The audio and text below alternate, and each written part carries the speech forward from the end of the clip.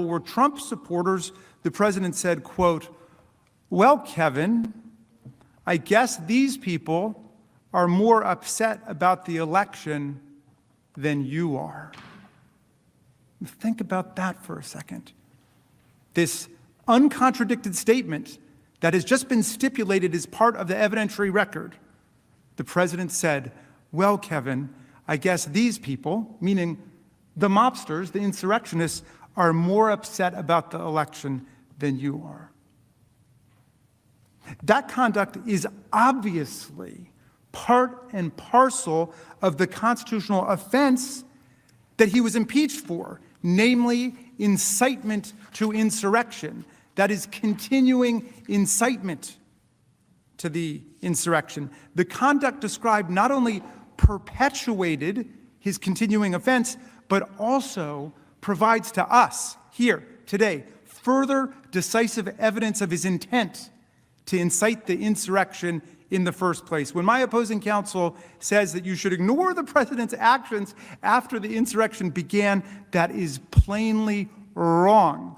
And it, of course, reflects the fact that they have no defense to his outrageous, scandalous, and unconstitutional conduct in the middle of a violent assault on the Capitol that he incited. Senators, think about it for a second. Say you light a fire, and you're charged with arson. And the defense counsel says, everything that I did after the fire started is irrelevant. And the court would reject that immediately and say, that's not true at all. It's extremely relevant to whether or not you committed the crime. If you run over and try to put out the flames, if you get lots of water and say, help, help, there's a fire, if you call for help, a court will could infer that you didn't intend for the fire to be lit in the first place. They would accept your defense, perhaps, that it was all an accident. It was an all accident. Accidents happen with fire. But if, on the other hand, when the fire erupts, you go and you pour more fuel on it, you stand by and you watch it gleefully, any reasonable person will infer that you not only intended the fire to start, but that once it got started and began to spread, you intended to continue to keep the fire going. And that's exactly where we are, my friends. Of course your conduct while a crime is ongoing is relevant to your culpability, both to the continuation of the offense, but also directly relevant, directly illuminating to what your purpose was originally. What was your intent? And any court in the land would laugh out of court any criminal defendant who said, what I did after I allegedly killed that person is irrelevant to whether or not I intended to kill them. I mean, come on. Donald Trump's refusal not only to send help, but also to continue to further incite the insurgents against his own vice president, provides further decisive evidence of both his intent to start this violent insurrection and his continued incitement once the attack had begun to override the Capitol. All right. Senators, that was in response to this new evidentiary particle that came in. But in my closing, I want to thank you for your remarkable attention and your seriousness of purpose befitting your office. We have offered you overwhelming and irrefutable and certainly unrefuted evidence that former President Trump incited this insurrection against us. To quote the statement Representative Liz Cheney made in January, quote, "On January 6, 2021, a violent mob attacked the United States Capitol to obstruct the process of our democracy and stop the counting of presidential electoral votes. This insurrection caused injury, death, and destruction in the most sacred space in our republic." She continued, Representative Cheney continued, "Much more will become clear in coming days and weeks, but what we know now is enough. The President of the United States summoned this mob, assembled this mob, and lit the flame of this attack. Everything that followed was his doing. None of this would have happened without the President. The President could have immediately and forcefully intervened to stop the violence. He did not. There has never been a greater betrayal by the President of the United States of his office and his oath to the Constitution. I will vote to impeach the President. Representative Cheney was right. She based her vote on the facts, on the evidence, and on the Constitution. And the evidence, the video, documentary, eyewitness has only grown stronger and stronger and more detailed right up till today, right up to 10 minutes ago, over the course of this Senate trial. And I have no doubt that you all noticed that despite the various propaganda reels and so on, President Trump's lawyers have said almost nothing to contest or overcome the actual evidence of former President Trump's conduct that we presented, much less have they brought their client forward to tell us his side of the story.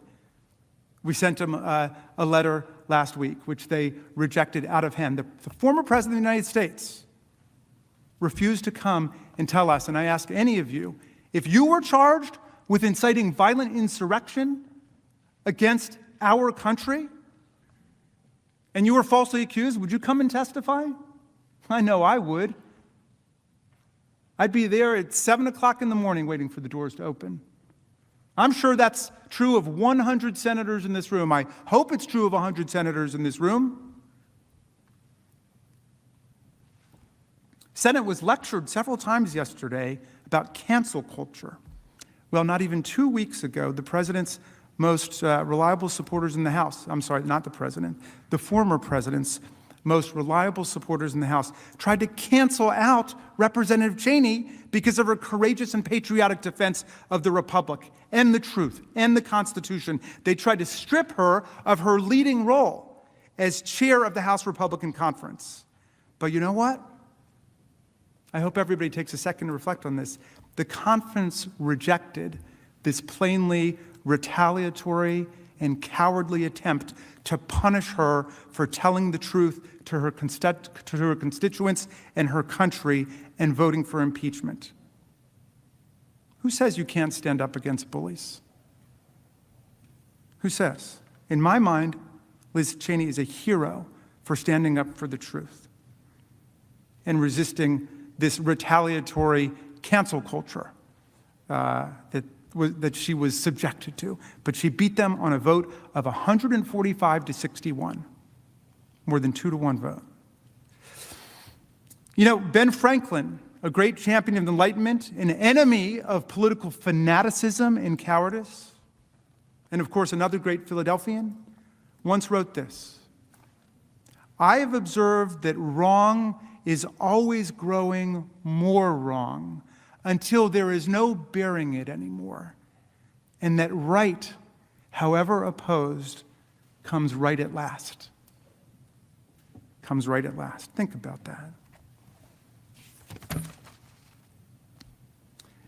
This is America, home of the brave, land of the free.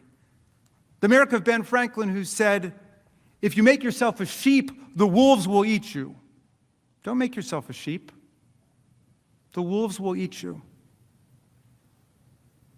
The America of Thomas Jefferson, who said at another difficult moment, a little patience and we shall see the reign of witches pass over, their spirits dissolve, and the people, recovering their true sight, restore their government to its true principles. The America of Tom Paine, who said, the mind once enlightened cannot again become dark. Now, we showed you hour after hour of real-time evidence demonstrating every step of Donald Trump's constitutional crime. We showed you how he indoctrinated the mob with his Orwellian propaganda about how the election he lost by more than 7 million votes and 306 to 232 in the Electoral College, which he had described as a landslide when he won by the exact same margin in 2016, was actually a landslide victory for him being stolen away by a bipartisan conspiracy and fraud and corruption. We showed you how 61 courts and 88 judges, federal, state, local, trial, appellate, from the lowest courts in the land to the United States Supreme Court across the street, and 8 federal judges he himself named to the bench, all found no basis in fact or law for his outlandish and deranged inventions and concoctions about the election. In the meantime, President Trump tried to bully state-level officials to commit a fraud on the public by literally finding votes. We examined the case study of Georgia, where he called to threaten Republican Brad Raffensperger to find him 11,780 votes. That's all he wanted, he said. 11,780 votes. Don't we all? 11,780 votes. That's all he wanted to nullify Biden's victory and to win the election. Raffensperger ended up with savage death threats against him and his family, telling him he deserved a firing squad. Another election official urged Trump to cut it out or people would get hurt and killed. A prescient warning indeed. Raffensperger ended up saying that he and his family supported Donald Trump, gave him money, and now Trump threw us under the bus. We saw what happened in Lansing, Michigan, with the extremist mob he cultivated, which led to 2 shocking Capitol sieges and a criminal conspiracy by extremists to kidnap and likely assassinate Governor Whitmer. We saw him trying to get state legislatures to disavow and overthrow their popular election results and replace them with Trump electors. We showed you the process of summoning the mob, reaching out, urging people to come to Washington for a wild time. As we celebrate President's Day on Monday, imagine, is there another president in our history who would urge supporters to come to Washington for a wild time? You saw how he embraced the violent extremist elements like the Proud Boys, who were told in a nationally televised presidential candidate debate to stand back and stand by, which became their official slogan as they converged on Washington with other extremist and seditious groups and competed to be the lead stormtroopers of the attack on this building. You saw the assembly of the mob on January 6th, and how beautiful that angry mob must have looked to Donald Trump as he peered down from the lectern with the seal of the President of the United States of America emblazoned on it. That crowd was filled with extremists in tactical gear, armed to the teeth and ready to fight, and other brawling MAGA supporters. All of them saying, "Stop the steal right now." And he said he was going to march with them to the Capitol, even though the permit for the rally specifically forbade a march. But he said he would march with them, giving them more comfort that what they were doing was legitimate. It was okay. But of course, he stayed back, as he presumably didn't want to be too close to the action at the Capitol, as the lawyers called it. Not an insurrection, they urged us yesterday. It's an action. He didn't want to be too close to the action when all hell was about to break loose.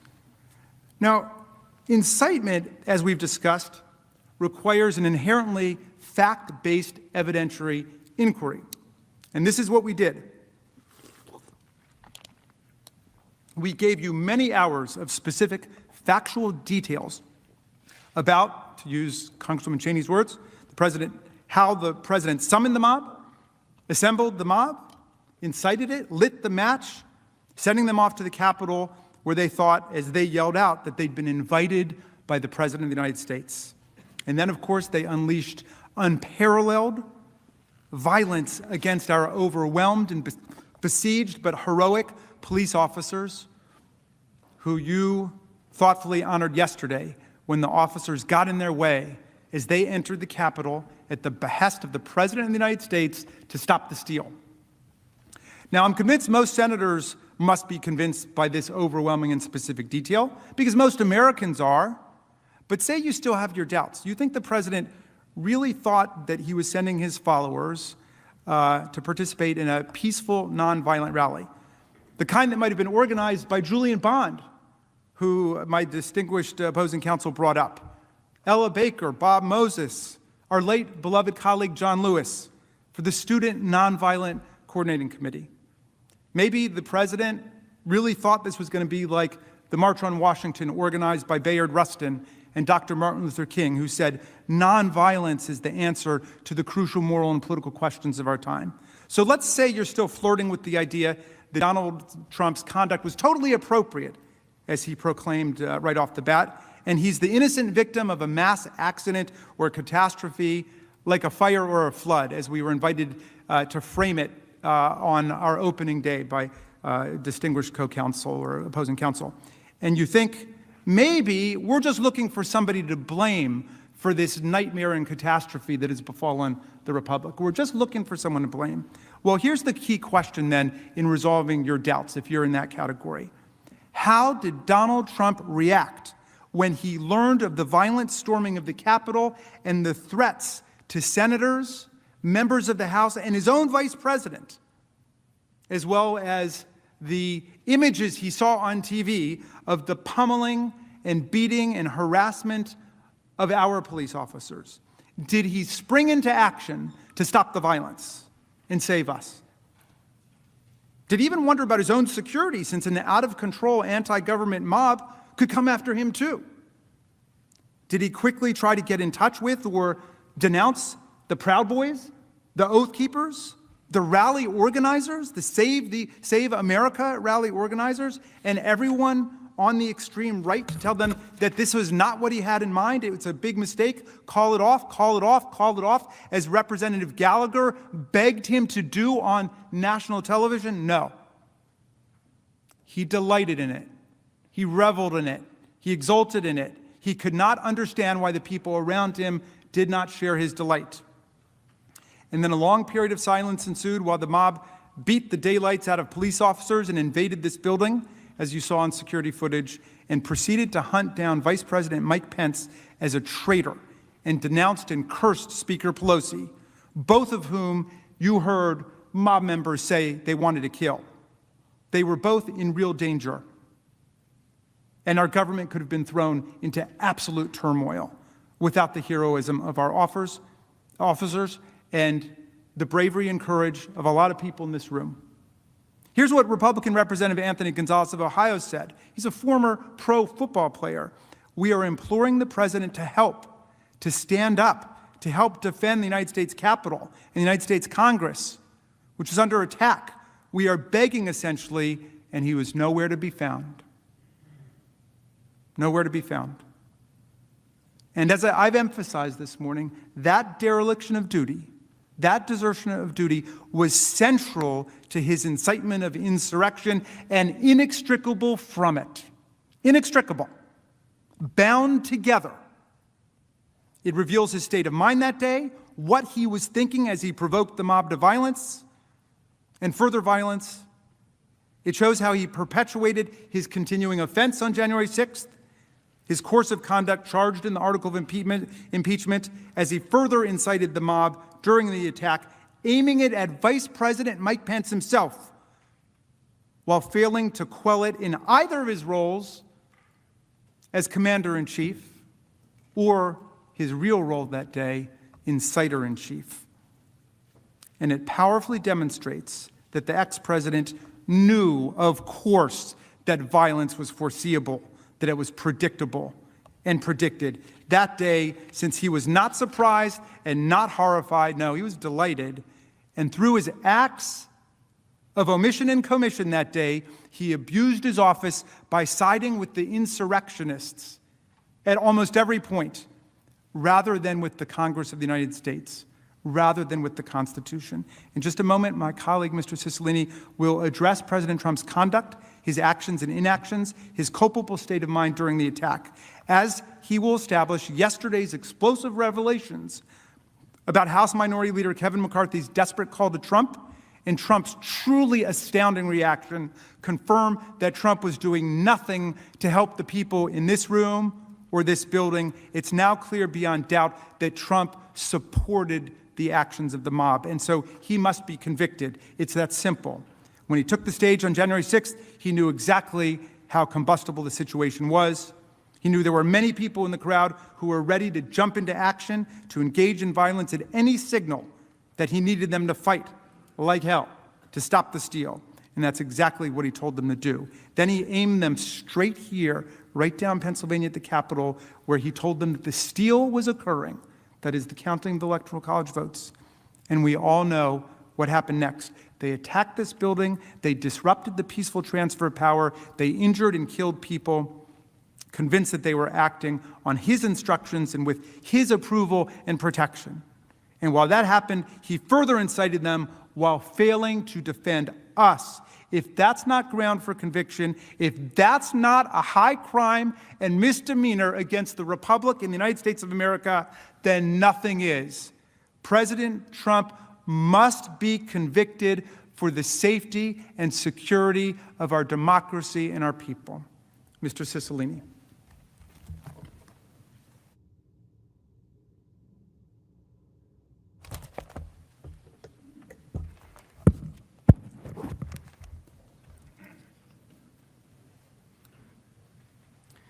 Mr. President, distinguished senators, as we've demonstrated, there is overwhelming evidence that President Trump incited the violence and knew violence was foreseeable on January 6th.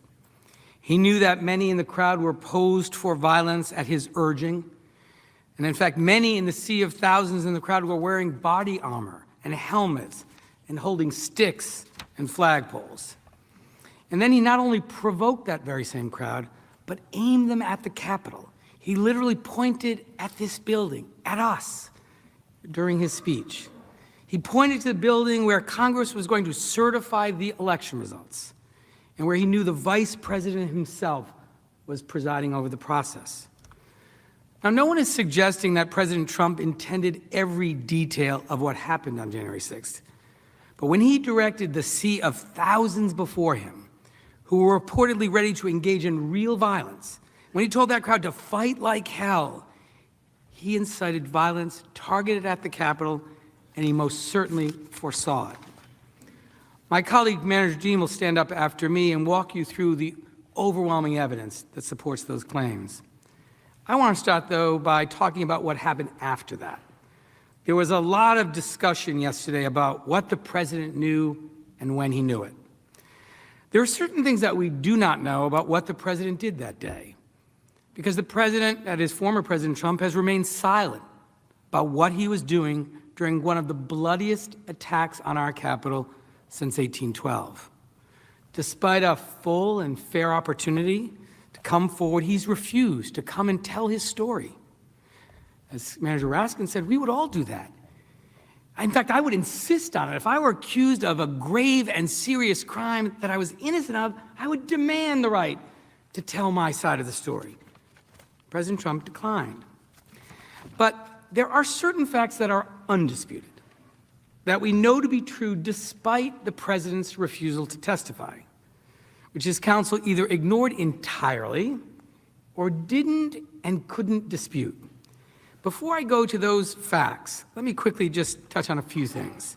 First, President Trump and his counsel have resorted to arguments that the evidence presented was somehow manufactured or hidden from them.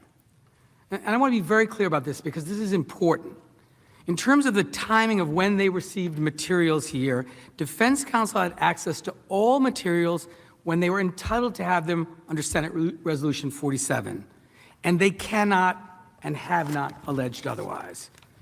As to their desperate claim that evidence was somehow manufactured, they have not alleged that one tweet from their client was actually inaccurate, nor can they. We got these tweets, which are, of course, statements from the former president, from a public archive, and they are all correct. You also know the president's claims about evidence being manipulated also are untrue because they didn't even object to the introduction of the evidence when they had the opportunity to do so.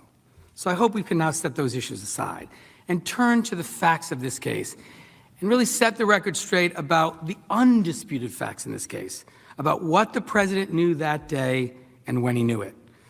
And at the outset, let me say this. As you may recall, in direct response to a question yesterday, President Trump's counsel stated, and I quote, "At no point was the president informed the vice president was in any danger," end quote. As we walk through these undisputed facts, you will see quite clearly that is simply not true. As you can see here, from just after 12 p.m. to just before 2 p.m., President Trump delivered his statements at the rally, which incited an initial wave riot protesters coming down to the Capitol. And his speech was still ongoing, and you saw the evidence of people broadcasting that on their phones. He finished his speech at about 1:11 p.m., at which point a much larger wave surged toward us here at the Capitol, ripping down scaffolding and triggering calls for law enforcement assistance. 30 minutes later, at 1:49 p.m., as the violence intensified, President Trump tweeted a video of his remarks at the rally with the caption, quote, "Our country has had enough. We will not take it anymore, and that's what this is all about," end quote. During the half hour following that tweet, the situation here drastically deteriorated. Insurrectionists breached the Capitol barriers, then its steps, then the complex itself. By 2:12, the insurrectionist mob had overwhelmed the police and started their violent attack on the Capitol. And as you all know, this attack occurred and played out on live television. Every major network was showing it. We've shown you during the course of this trial, side by side, exactly what the president would have seen on TV or his Twitter account. We've also shown you that he would have seen around 2:12 p.m. images of Vice President Pence being rushed off the Senate floor. Now, I won't replay all of that for you, but for timing purposes, here's the footage reacting to Vice President Pence leaving the floor. No audio. They just cut out. It looks like they and sometimes the Senate like they just ushered Mike Pence out really quickly. Yes, they did. That's exactly what just happened there. They ushered Mike Pence out. They moved him fast. I saw the motions too. Defense counsel seems to suggest that somehow the president of the United States was not aware of this. That the president had no idea that his vice president had been evacuated from the Senate floor for his safety because violent rioters had broken into the Capitol, with thousands more coming, and with the Capitol Police completely overwhelmed. This was on live television. So defense counsel is suggesting that the president of the United States knew less about this than the American people. This is just not possible. That the Secret Service failed to mention that his vice president was being rushed from the Senate for his own protection. That nobody in the White House thought to alert him. That none of our law enforcement agencies raised a concern to the commander-in-chief that the vice president was being evacuated from the Senate floor as a violent mob assaulted the Capitol. That simply cannot be. And with each passing minute on the timeline of events on January 6th, it grows more and more inconceivable. Let's continue forward in time. Between 2:12 to 2:24, the Senate recessed. Speaker Nancy Pelosi was ushered off the floor. The Capitol Police announced a breach and a lockdown, and the insurrectionist mob began chanting, "Hang Mike Pence." And it was unfolding on live TV in front of the entire world. So again, let me ask you, does it strike you as credible that nobody, not a single person, informed the president that his vice president had been evacuated? Or that the president didn't glance at the television or his Twitter account and learn about the events that were happening? Remember, this was the day of the Electoral College. Remember his obsession with stopping the certification. It's just not credible that the president at no point knew his vice president was in this building and was in real danger. Senators, I submit to you these facts. This timeline is undisputed.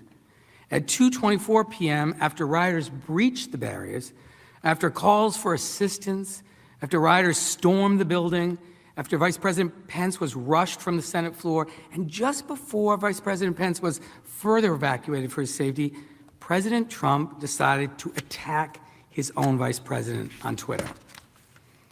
The undisputed facts confirm that not only must President Trump have been aware of the vice president's danger, but he still sent out a tweet attacking him, further inciting the very mob that was in just a few feet of him inside of this very building. The vice president was there with his family. He was in danger for his life. They were chanting, "Hang Mike Pence," and had erected a noose outside. And as we've shown, the mob responded to President Trump's attack instantly. The tweet was read aloud on a bullhorn, if you remember that video. Insurrectionists began chanting again about Mike Pence. And in those critical moments, we see President Trump engaging in a dereliction of his duty by further inciting the mob in real time to target the vice president with knowledge that the insurrection was ongoing. And that's, of course, included in the conduct charged in this article of impeachment. The former president's counsel's suggestion otherwise is completely wrong. His further incitement is impeachable conduct that continued during the course of this assault itself, and it's part of the constitutional crime and was entirely and completely a part of his indefensible failure to protect the Congress. Now, there's been some confusion as to the phone call I referenced with Senator Lee. So I want to be clear about certain facts that are not in dispute. First, Senator Lee has confirmed that the call occurred at 2:26 p.m., so I've added that to the timeline above. Remember, by this phone call, the vice president has just been evacuated on live television for his own safety. And Donald Trump had, after that, tweeted an attack on him, which the insurgents read on a bullhorn. And a few minutes after Donald Trump's tweet, he didn't reach out to check on the vice president's safety. He called a senator to ask about delaying the certification. The call was interrupted. As Senator Tuberville has since explained, and I quote, "I looked at the phone and it said the White House on it. I said, hello. The president said a few words. I said, Mr. President, they're taking the vice president out and they want me to get off the phone and I've got to go," end quote. That was his second evacuation that day. A minute later, live feeds documented the insurgents chanting, "Mike Pence is a traitor." At this point, even if somehow he'd missed it earlier, it's inconceivable that the former president, was unaware that the vice president was in danger. And what does the president do after hearing that? Does he rush to secure the Capitol? Does he do anything to quell the mob? Does he call his vice president to check on his safety?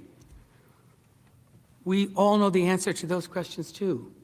There can be no dispute. He took none of those steps, not a single one. Even after learning that senators were being evacuated and that Vice President Pence had also been evacuated, he did nothing to help the vice president. And here's some more evidence that we've since learned. At some point over the following 30 minutes, President Trump spoke to Minority Leader Kevin McCarthy. And as Representative Jamie Herrera Butler has revealed, evidence that now has been stipulated as part of the evidentiary record. In that conversation, Kevin McCarthy is pleading with the former president to do something. He first tries to assign the blame to another group, and Leader McCarthy says, "No, these are your supporters, Mr. President." And what does the president say in response? Not, "I'll send people right away. I didn't realize you were in danger." He says, "Well, Kevin," and I quote, "Well, Kevin, I guess these people are more upset about the election than you are," end quote. I guess these people are more upset about the election than you are. The president, just as he conveyed in that tweet at 6:01, was essentially saying, "You got what you deserve." Let me say that again. Not only was the president fully aware of the vice president's situation and the situation that we were all in when he was asked for help, when he was asked to defend the Capitol less than 30 minutes after inciting this violence against his own vice president, President Trump refused that request for assistance. And he told us why. His singular focus, stopping the certification of the election of his opponent.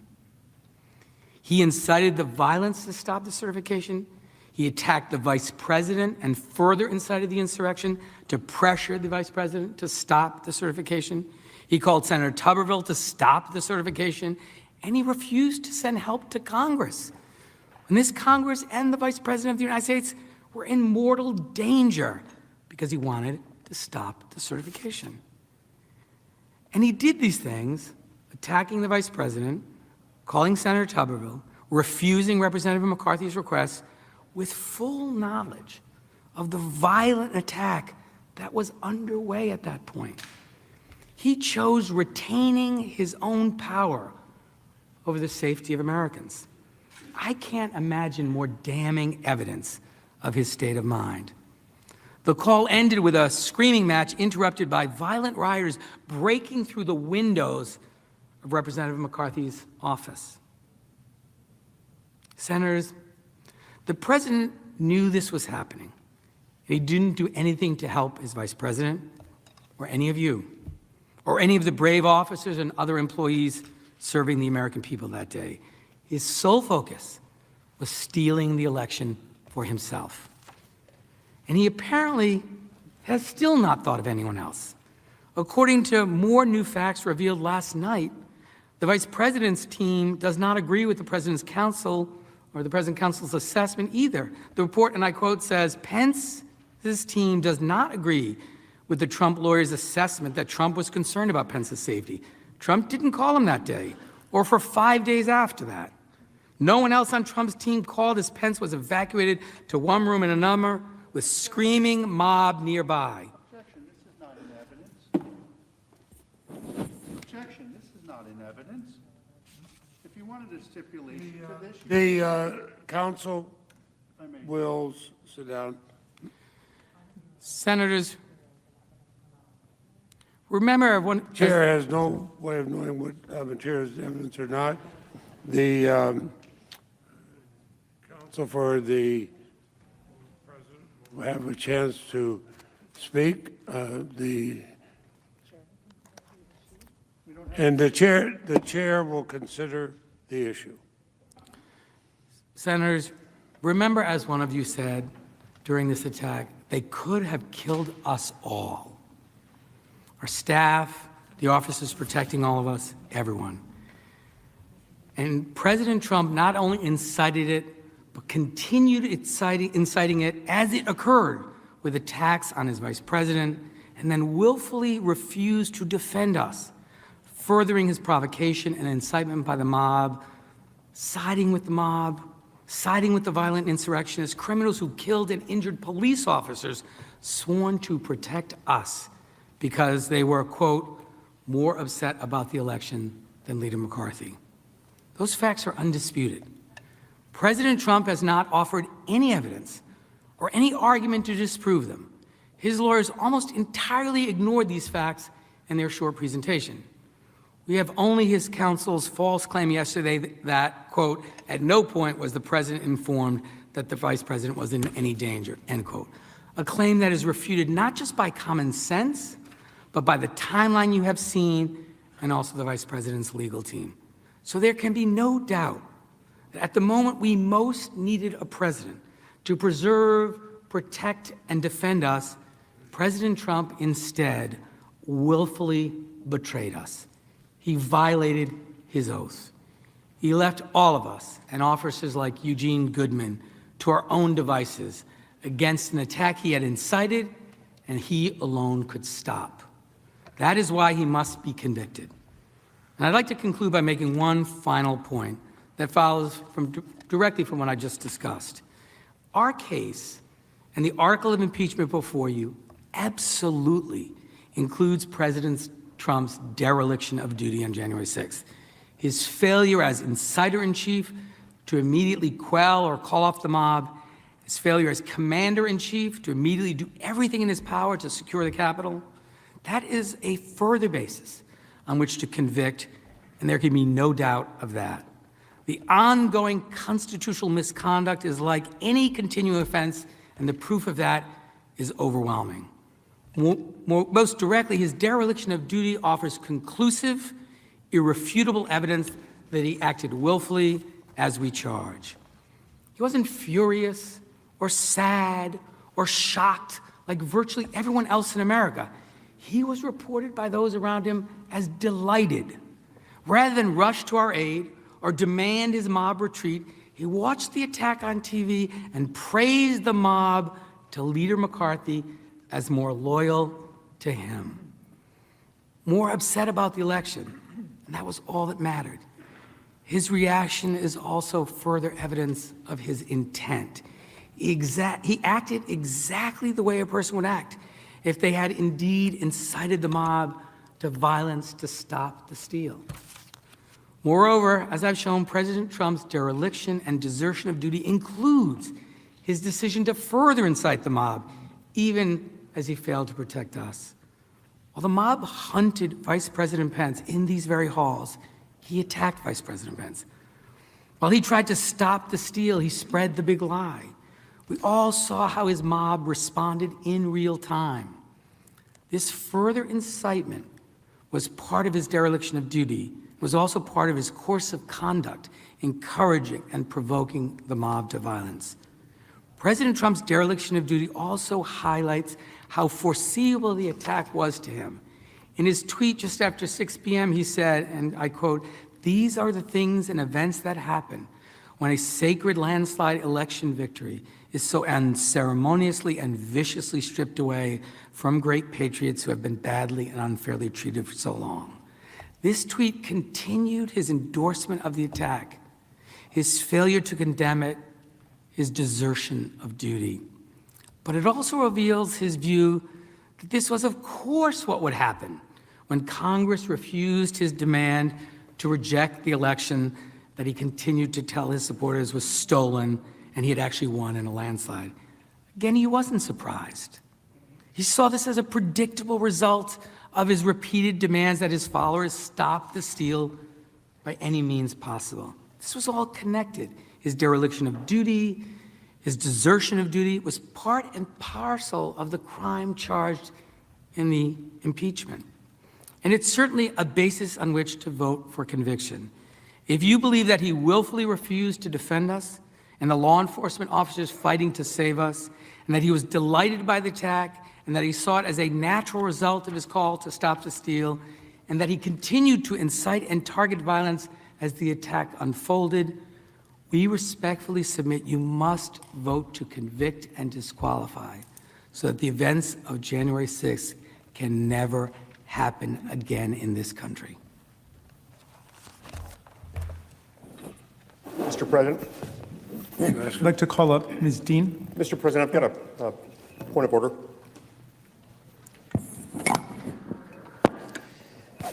Mr. President, moments ago, House Manager Cicilline reported again. The senator will withhold. I'm advised by the parliamentarian that debate is not in order. I appeal the ruling of the chair that debate is not in order because this is not debate. He said something that's not true. The quorum has been suggested. There's clearly a quorum, sir. And the clerk will call the roll. Ms. Baldwin.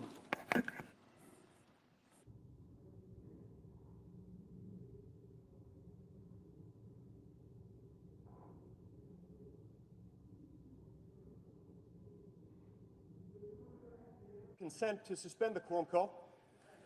Is there objection? Their objection is heard. Mr. Barrasso.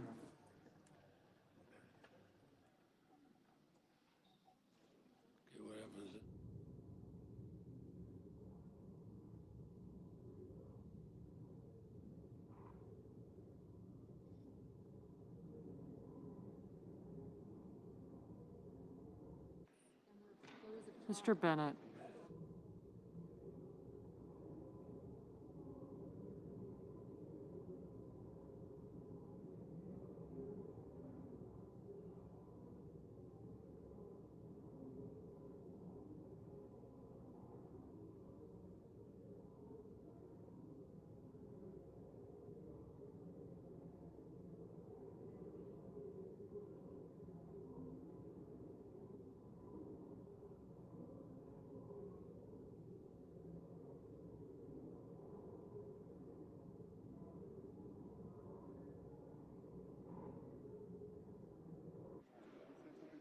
Mrs. Blackburn.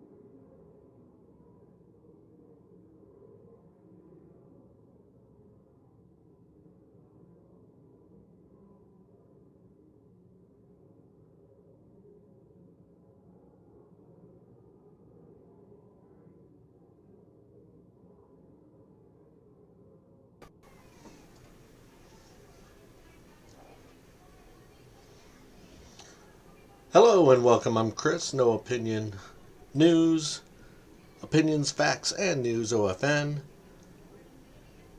Just to jump in and let you know what's going on during the closing argument. One of the House managers said something that is claimed to be an untrue. The defense counsel for Trump tried to object, but this is not a normal court of hearing. So the Senate, or the leader, the president of the Senate, basically, said, "Sit down. I'll take it under advisement." And then when the House manager was done with his closing argument, a senator tried to inject a point of order where he can say, "Hey, what he said was not the truth." But the president of this council said there's no debate during this type of hearing. So it looks like they're in a quorum, basically kind of like a break where they're all just discussing it and what's going to happen next. But hey, I'm Chris. I appreciate you watching OFN. You have a wonderful day. I'm going to keep this running. I'm going to keep watching it. Also, if you're a boxing fan, there's lots of boxing on today, so I will be peeking in on some boxing from the UK at noon Mountain Time while watching this at the same time. All right, talk to you guys soon.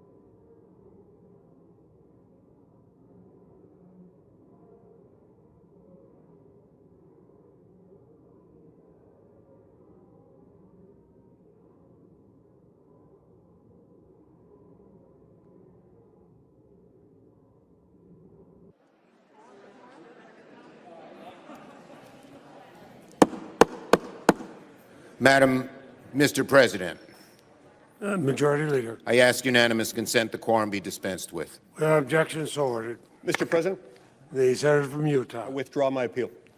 The appeal withdrawn. The chair would advise everybody. The evidentiary record is closed. S-Res 47 described the scope of those things not admitted into evidence as those referenced in trial. New evidence is not permitted in closing argument. References to such new evidence will be stricken.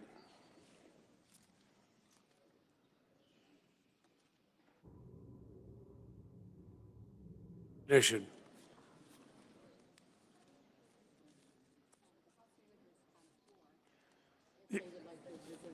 The House managers have the floor if they wish to resume.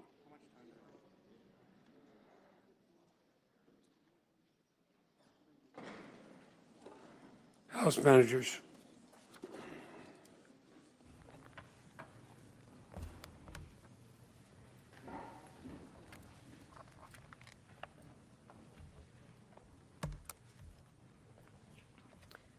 Mr. President, House manager.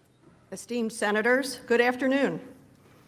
We are grateful for your kind attention this week as we engaged in a process formulated and put to paper by the founders in my home city of Philadelphia, which is getting its fair share of attention this week, in 1787, 234 years ago. My colleague, Mr. Cicilline, addressed the importance of the President's dereliction of duty. I will focus on three specific aspects of this case, which the defense have raised questions about. First, the defense suggests that this was just one speech, and one speech cannot incite insurrection. And the defense suggested, because the attack was pre-planned by some insurrectionists, Donald Trump is somehow not culpable. Both of these things are plainly not true, nor are they what we allege. So let's be clear. We are not suggesting that Donald Trump's January 6th speech by itself incited the attack. We have shown that his course of conduct leading up to and including that speech incited the attack. The defense is correct that the insurrection was pre-planned. That supports our point. We argued, and the evidence overwhelmingly confirms, that Donald Trump's conduct over many months incited his supporters to believe, one, his big lie, that the only way he could lose was if the election was rigged. Two, that to ensure the election would not be stolen, to prevent the fraud, they had to stop the steal. And three, they had to fight to stop the steal or they would not have a country anymore. This conduct took time, and it culminated in Donald Trump sending a save the date on December the 19th, 18 days before the attack, telling his base exactly when, where, and who to fight. And while he was doing this, he spent $50 million from his legal defense fund to simultaneously broadcast his message to stop the steal over all major networks. Donald Trump invited them, he incited them, then he directed them. Here are a few clips that will help bring that story to light.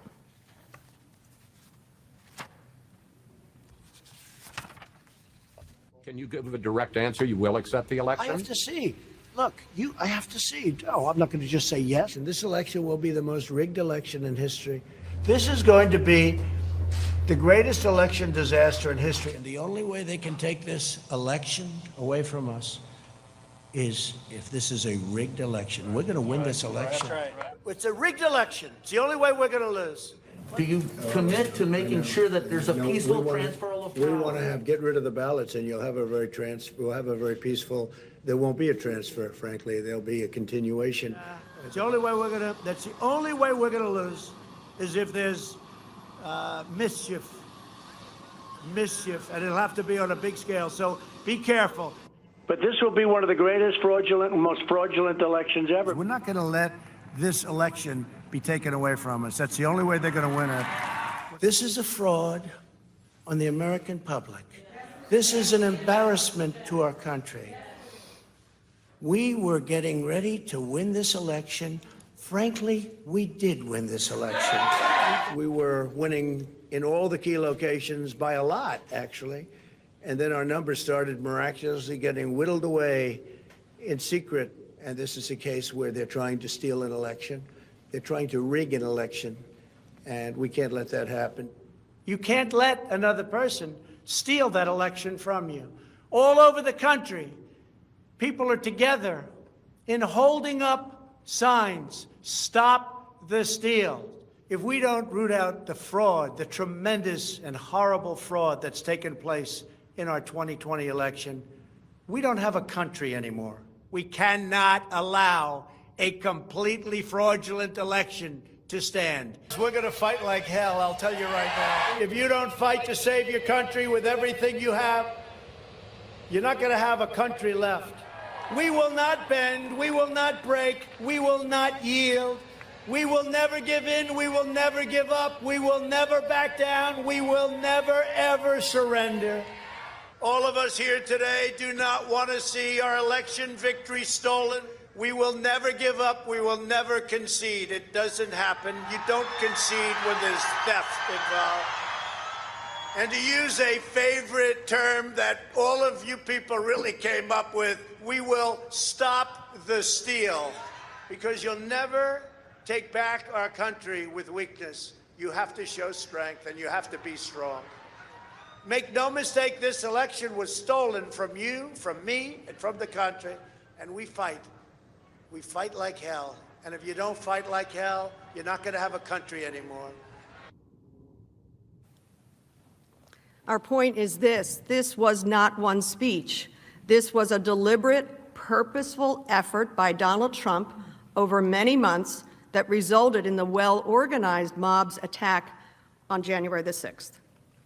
That brings me to my second point, the violence. Defense counsel argues that there is no way that Donald Trump could have known what would happen. Yet, we are not suggesting, nor is it necessary for us to prove that Donald Trump knew every detail of what would unfold on January the 6th, or even how horrible and deadly the attack would become. But he did know. As he looked out on that sea of thousands in front of him, some wearing body armor and helmets, others carrying weapons, that the result would be violence. The evidence is overwhelming. The evidence overwhelmingly demonstrates this.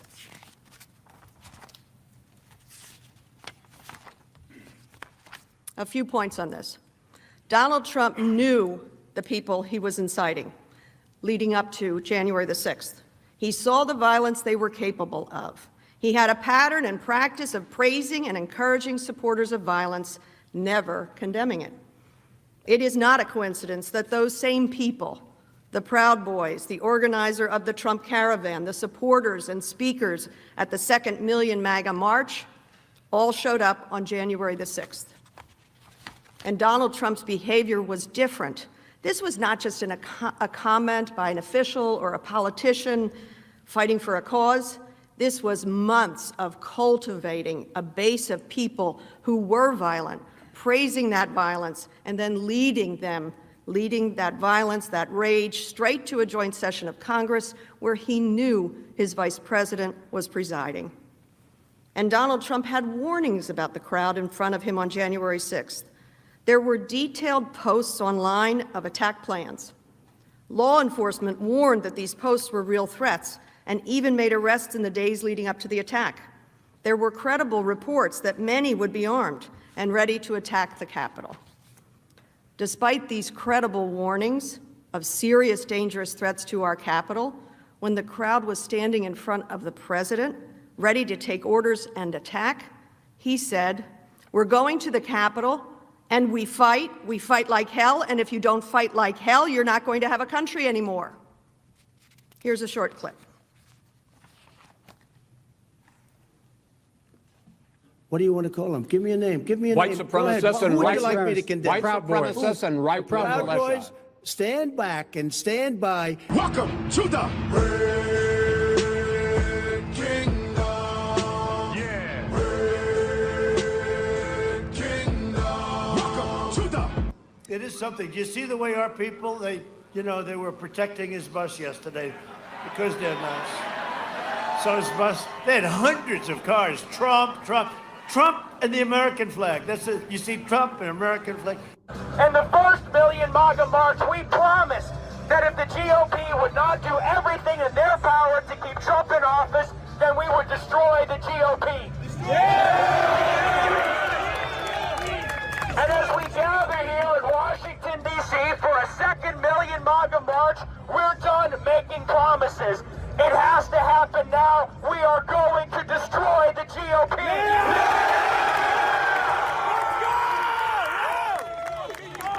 Let's go!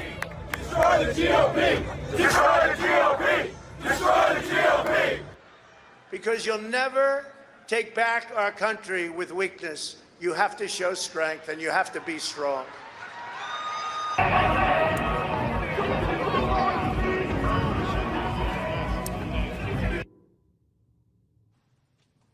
Senators, the violence on January the 6th was demonstrably foreseeable. Trump even said so himself at 6:01 p.m. the day of the attack. The last thing he said before he went to sleep, quote, "These are the things that happened," end quote. He foresaw this, and he admitted as much. That brings me to my final point, the insurrectionists. Defense counsel has suggested these people came here on their own. The defense brief states that the insurrectionists, quote, did so for their own accord and for their own reasons, and are being criminally prosecuted. It is true that some insurrectionists are being prosecuted, but it is not true that they did so of their own accord and for their own reasons. The evidence makes clear the exact opposite, that they did this for Donald Trump, at his invitation, at his direction, at his command. They said this before the attack, during the attack. They said it after the attack. Leading up to January the 6th, in post after post, the president's supporters confirmed this was for Donald Trump. It was at his direction. One supporter wrote, and I quote, "If Congress illegally certifies Biden, Trump would have absolutely no choice but to demand us to storm the Capitol and kill/beat them up for it." They even say publicly, openly, and proudly that President Trump would help them commandeer the National Guard. So all they have to do is overwhelm 2,000 Capitol Police officers.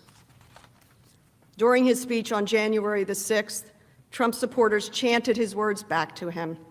They even live tweeted his commands, as Ms. DeGette showed you.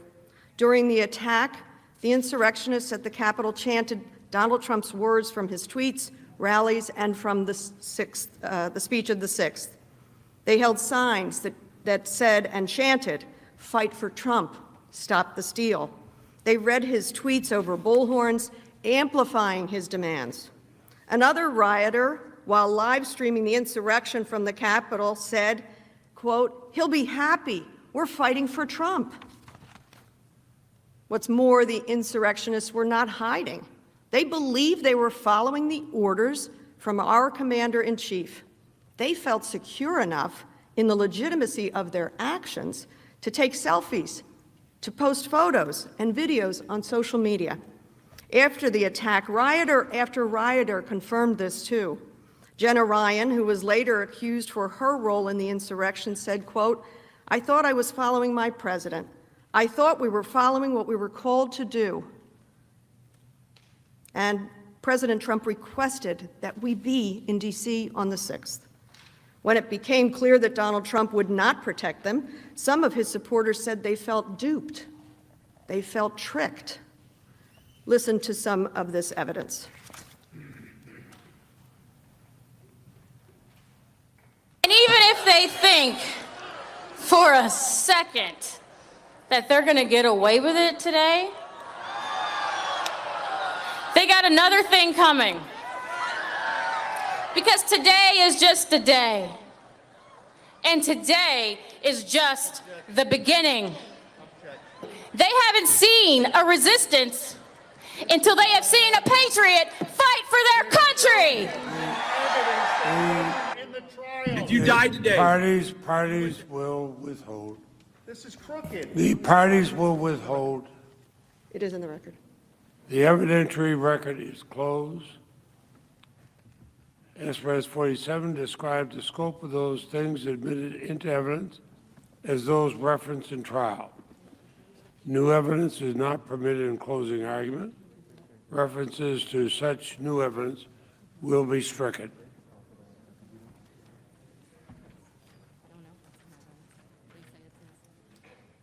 Who yields time?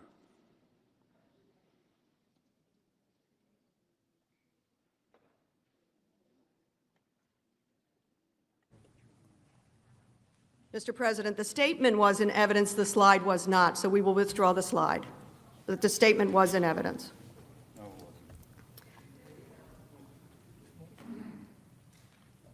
They told you themselves they were following the president's orders. And you'll see something clearly. Donald Trump knew who these people were. As the slide shows, the people he cultivated, whose violence he praised, were all there on January the 6th. The Proud Boys who Donald Trump told to stand back and stand by in September of 2020. Keith Lee, organizer of the Trump caravan that tried to drive the Biden campaign bus off the road. Katrina Pearson, the speaker at the 2nd Million MAGA March. They were all there.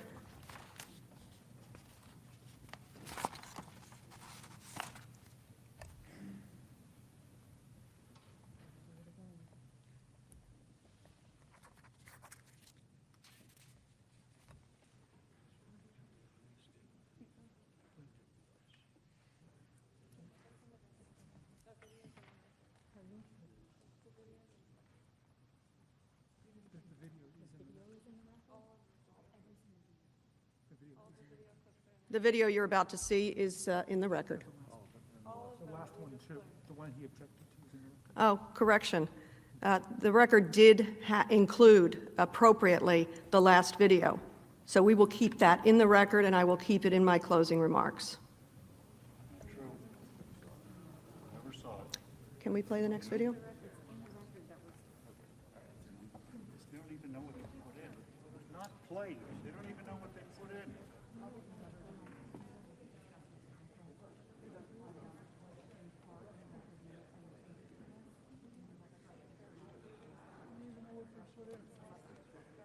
So we're going to make them, we're going to have them show us what's in the record when these statements are made.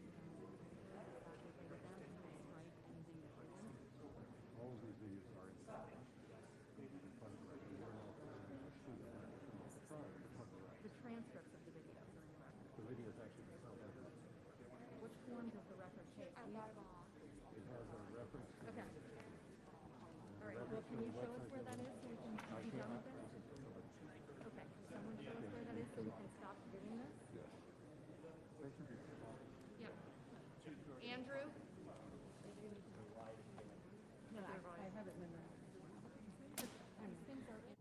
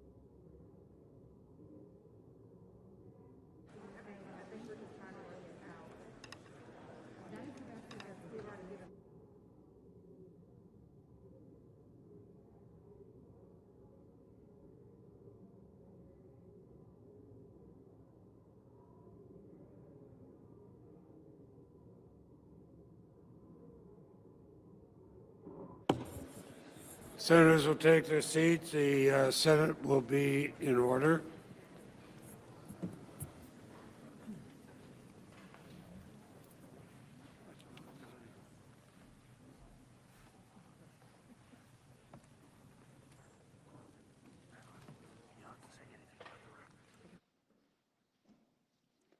Representative may continue. Thank you, Mr. President. I have to say that of all the trials I have ever been a part of, this is certainly one of them. As the slides show, the people he cultivated, whose violence he praised, were all there on January the 6th. The Proud Boys who Donald Trump told to stand back and stand by in September of 2020, Keith Lee, the organizer of the Trump caravan that tried to drive the Biden campaign bus off the road, Katrina Pearson, the speaker at the second Million MAGA March, they were all there. Here is one final clip, also submitted in the record. That's what we fucking need, to have 30,000 guns on here. That's true. That's what we need. Senators, some of the insurrectionists are facing criminal charges. Donald Trump was acting as our commander-in-chief. He was our president. He used his office and the authority it commands to incite an attack. And when Congress and the Constitution were under attack, he abandoned his duties, violated his oath, failing to preserve, protect, and defend. That is why we are here, because the President of the United States, Donald J. Trump, incited and directed thousands of people to attack the legislative branch. He knew what his supporters were capable of. He inflamed them, sent them down Pennsylvania Avenue, not on any old day, but on the day we were certifying the election results. As they were banging on our doors, he failed to defend us, because this is what he wanted. He wanted to remain in power. For that crime against the Republic, he must be held accountable. Senators, the insurrectionists are still listening. Before I end, I must admit, until we were preparing for this trial, I didn't know the extent of many of these facts. I witnessed the horror, but I didn't know. I didn't know how deliberate the president's planning was, how he had invested in it, how many times he incited his supporters with these lies, how carefully and consistently he incited them to violence on January the 6th. While many of us may have tuned out his rallies, I also did not know the extent that his followers were listening, were hanging on his every word. And honestly, I did not know how close the mob actually came to their violent ends, that they were just steps away from all of us, that the death toll could have been much higher, but for the bravery of men and women who protected us. But now we know. We know the bravery of people like Officer Goodman and all the men and women of the Capitol Police, of the custodians who with pride and a sense of duty in their work cleaned up shattered glass, splintered wood, and blood-stained floors. We know the sacrifice of life and limb. We know what Donald Trump did. We know what he failed to do. Though it is difficult to bear witness and face the reality of what happened in these halls, what happens if we don't confront these facts? What happens if there is no accountability? For those who say we need to get past this, we need to come together, we need to unify. If we don't set this right and call it what it was, the highest of constitutional crimes by the President of the United States, the past will not be past. The past will become our future for my grandchildren and for their children. Senators, we are in a dialogue with history, a conversation with our past, with a hope for our future. 234 years from now, it may be that no one person here among us is remembered. And yet, what we do here, what is being asked of each of us here in this moment, will be remembered. History has found us. I ask that you not look the other way.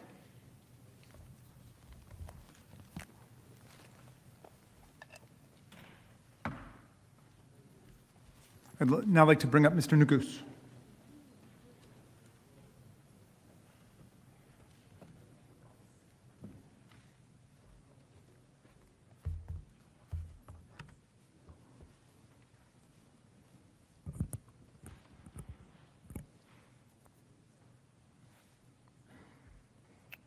Mr. President, distinguished senators, there's an old quote from Henry Clay, son of Kentucky, that courtesies of a small and trivial character are the ones that strike deepest in the grateful and appreciating heart. I want to say on behalf of all the House managers, we are very grateful for the courtesies that you've extended to us and to President's counsel during the course of this trial.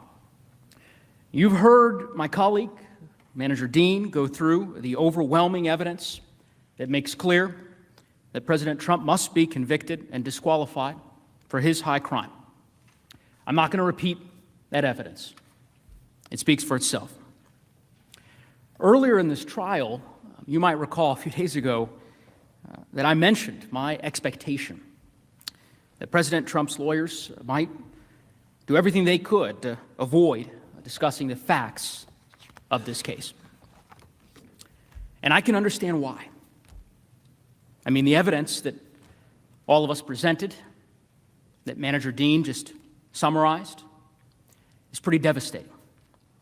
And so rather than address it, the President has offered up distractions, excuses, anything but actually trying to defend against the facts.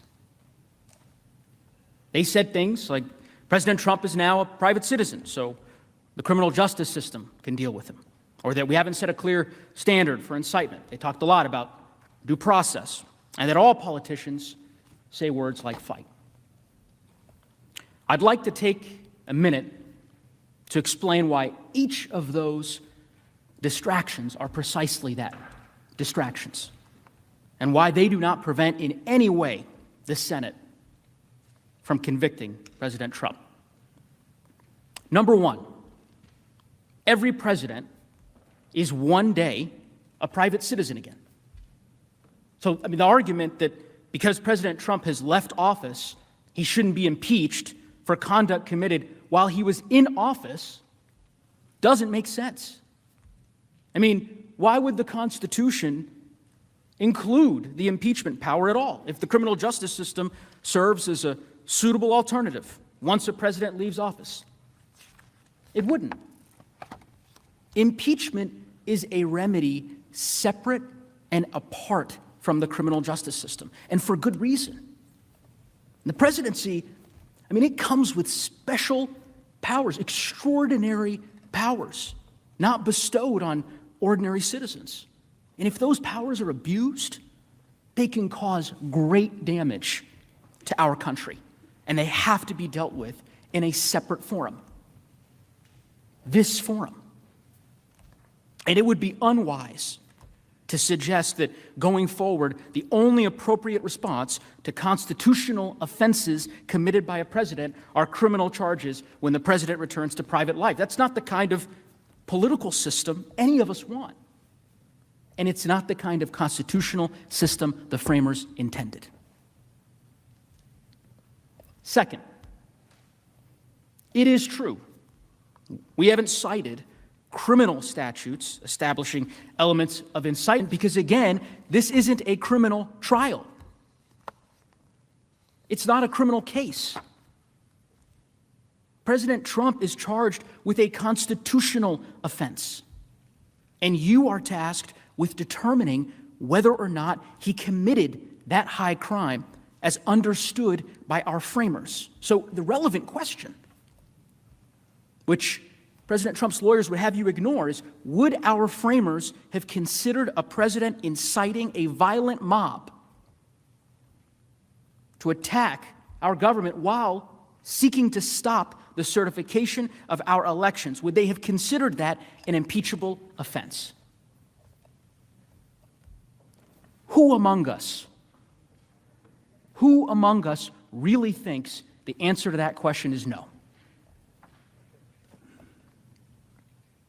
Third, due process. So, just to be absolutely clear, the House, with the sole power of impeachment, determines what the process looks like in the House, and the Senate does the same for the trial. During this trial, the president has counsel. They've argued very vigorously on his behalf. We had a full presentation of evidence, adversarial presentations, motions. The president was invited to testify. He declined. The president was invited to provide exculpatory evidence. He declined. You can't claim there's no due process when you won't participate in the process. And we know this case isn't one that requires a complicated legal analysis. You lived it. The managers and I, we lived it. Our country lived it. The president, in public view, right out in the open, incited a violent mob. A mob that temporarily, at least, stopped us from certifying an election. If there were ever an exigent circumstance, this is it. Number 4, we all know that President Trump's defense, as we predicted, spent a lot of time, a whole lot of time, comparing his conduct to other politicians, using words like fight. And of course, you saw the hours of video. As I said on Thursday, we trust you to know the difference. Because what you will not find in those video montages that they showed you is any of those speeches, those remarks culminating in a violent insurrection on our nation's capital. That's the difference. The president spent months inflaming his supporters to believe that the election had been stolen from him, from them, which was not true. He summoned the mob, assembled the mob, and when the violence erupted, he did nothing to stop it, instead inciting it further. Senators, all of these arguments offered by the president have one fundamental thing in common. One. They have nothing to do with whether or not, factually, whether or not the president incited this attack.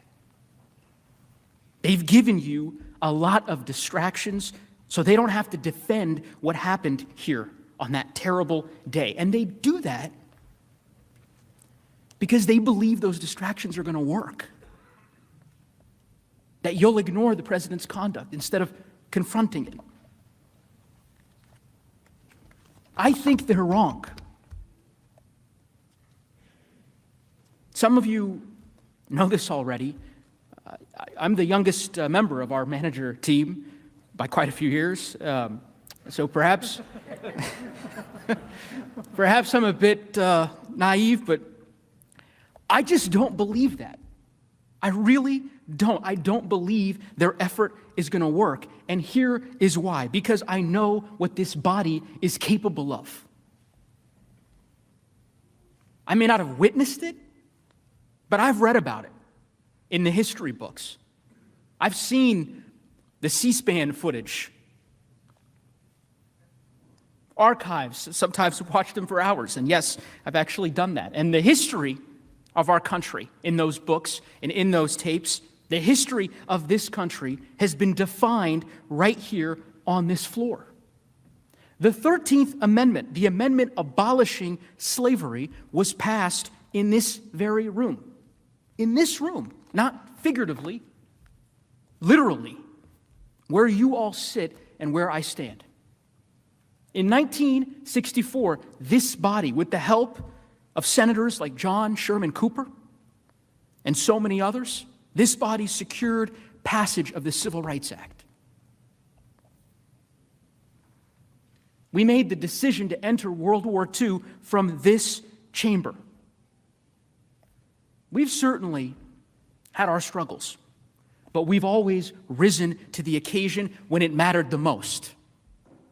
Not by ignoring injustice or cowering to bullies and threats, but by doing the right thing, by trying to do the right thing. And that's why so many nations around the world aspire to be like America.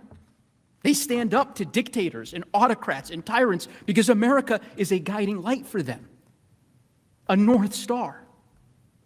They do so, they look to us because we have been a guiding light, a North Star in these moments. Because the people who sat in your chairs, when confronted with choices that define us, rose to the occasion.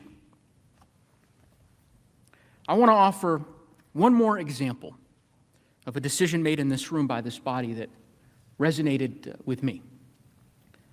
The first day I stood up in this trial, I mentioned that I was the son of immigrants, like many of you, and many senators graciously approached me after my presentation and asked me where my parents were from. I told those who asked that my folks were from East Africa. In 1986, this body considered a bill to override President Reagan's veto of legislation imposing sanctions on South Africa during apartheid. 2 senators who sit in this room, one Democrat and one Republican, voted to override that veto. That vote was not about gaining political favor. And in fact, it was made despite potentially losing political favor. And I have to imagine that that vote was cast like the decisions before it because there are moments that transcend party politics and that require us to put country above our party because the consequences of not doing so are just too great. Senators, this is one of those moments. Many folks who are watching today's proceedings may not know this, but House members like me and Lead Manager Raskin, our fellow managers, we're not allowed on the Senate floor without express permission. No one is. Certainly the senators are aware of that. This floor is sacred. It's one of the reasons why I, like so many of you, was so offended to see it desecrated by that mob. To see those insurrectionists diminishing and devaluing and disrespecting these hallowed halls that my whole life I have held in such awe. Because of those rules that I just mentioned, this will be the only time I have the privilege to stand before you like this. When the trial's over, I'll go back to being not an impeachment manager, but back to being just a House member. The trial will end, and we'll resume our lives and our work. But for some, there will be no end to the pain of what happened on January 6th. The officers who struggled to recover from the injuries they sustained to protect us, they struggle to recover today. The families who continue to mourn those who they lost on that terrible, tragic day. I was struck yesterday by defense counsel's continued references to hate. One of my favorite quotes of Dr. Martin Luther King Jr., it's one that has sustained me during times of adversity, I suspect it sustained some of you, is that I've decided to stick with love, that hate is too great a burden to bear. This trial is not born from hatred. Far from it. It's born from love of country, our country, our desire to maintain it, our desire to see America at its best. And in those moments that I spoke of, Civil Rights Act, so much more, we remember those moments because they helped define and enshrine America at its best. I firmly believe that our certification of the Electoral College votes in the early hours of January 7th, our refusal to let our republic be threatened and taken down by a violent mob, will go down in history as one of those moments too. And I believe that this body can rise to the occasion once again today by convicting President Trump, defending our republic. And the stakes could not be higher. Because the cold, hard truth is that what happened on January 6th can happen again. I fear, like many of you do, that the violence we saw on that terrible day may be just the beginning. We've shown you the ongoing risks, the extremist groups who grow more emboldened every day. Senators, this cannot be the beginning. It can't be the new normal. It has to be the end. And that decision is in your hands.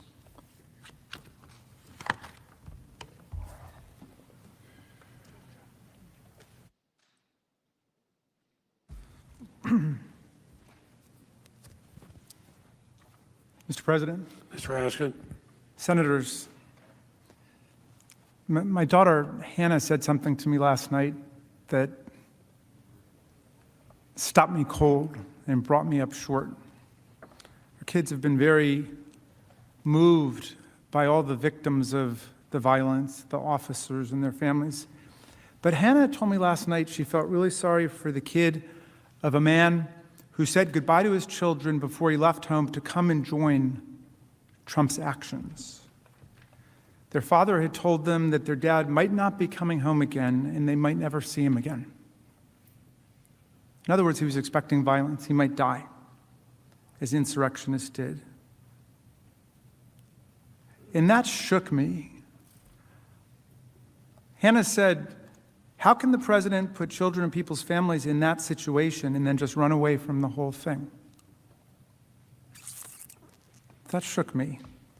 And I was filled with self-reproach because when I first saw the line about, your father going to Washington and you might not see him again, I just thought about it, well, like a prosecutor, like a manager. I thought, what damning evidence that is, that people are expecting lethal violence at a protest called by the President of the United States and saying their final goodbyes to their kids.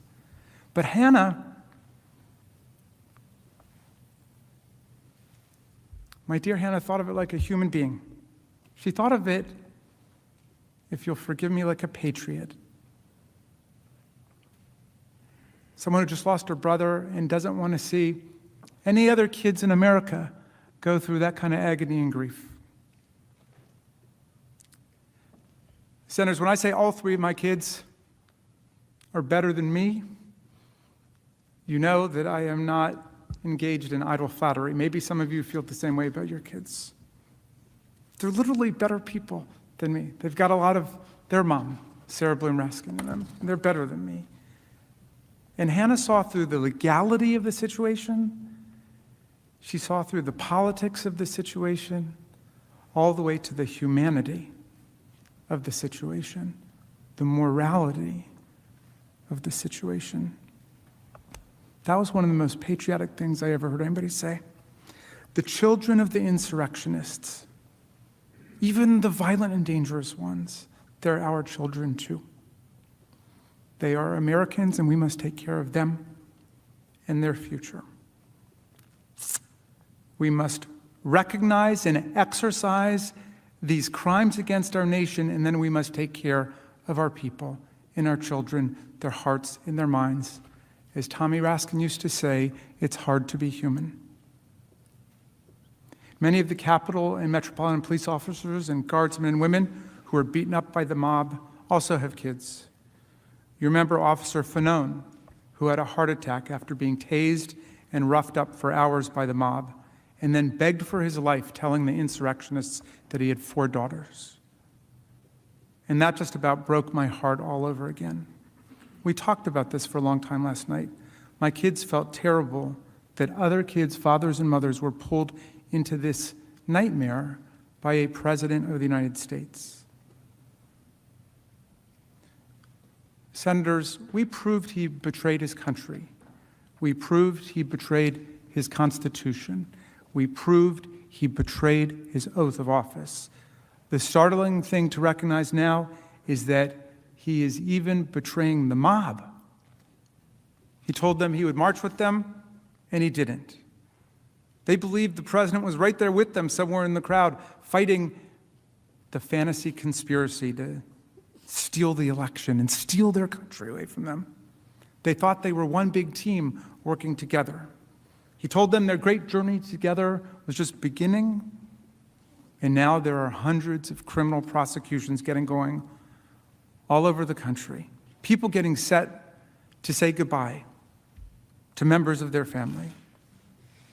And the president who contacted them, solicited them, lured them, invited them, incited them, that president has suddenly gone quiet and dark. Nowhere to be found. He cannot be troubled to come here to tell us what happened and tell us why this was the patriotic and the constitutional thing to do. Senators, this trial in the final analysis is not about Donald Trump. The country and the world know who Donald Trump is. This trial is about who we are. Who we are.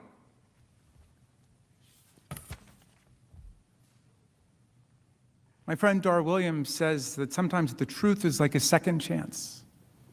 We've got a chance here with the truth. Do we still believe in the separation of powers? President Trump tried to sideline or run over every other branch of government, thwart the will of the people at the state level, usurp the people's choice for president.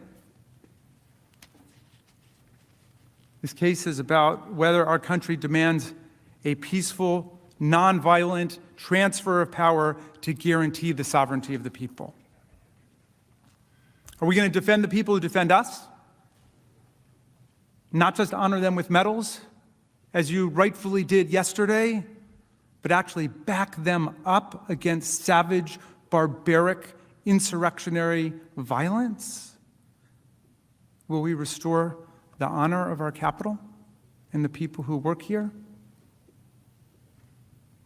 Will we be a democratic nation that the world looks to for understanding democratic values and practices and constitutional government and the rights of women and men? Will the Senate condone the President of the United States inciting a violent attack on our chambers, our offices, our staff, and the officers who protect us? When you see the footage of Officer Hodges stuck in the doorway, literally being tortured by the mob, if government did that to you, that would be torture. And when you see that footage, and he's shouting in agony for his dear life, it's almost unwatchable. When the Vice President of the United States escapes a violent mob that's entered this Capitol building, seeking to hang him and calling out traitor, traitor, traitor, and when they shut down the counting of the Electoral College votes, is this the future you imagine for our kids? Is it totally appropriate, as we've been told? Or as Representative Cheney said, is it the greatest betrayal of the presidential oath of office in the history of our country? And if we can't handle this together as a people, all of us, forgetting the lines of party and ideology and geography and all of those things, if we can't handle this, how are we ever going to conquer the other crises of our day? Is this America? Is this what we want to bequeath to our children and our grandchildren? I was never a great Sunday school student. Actually, I was pretty truant most of the time.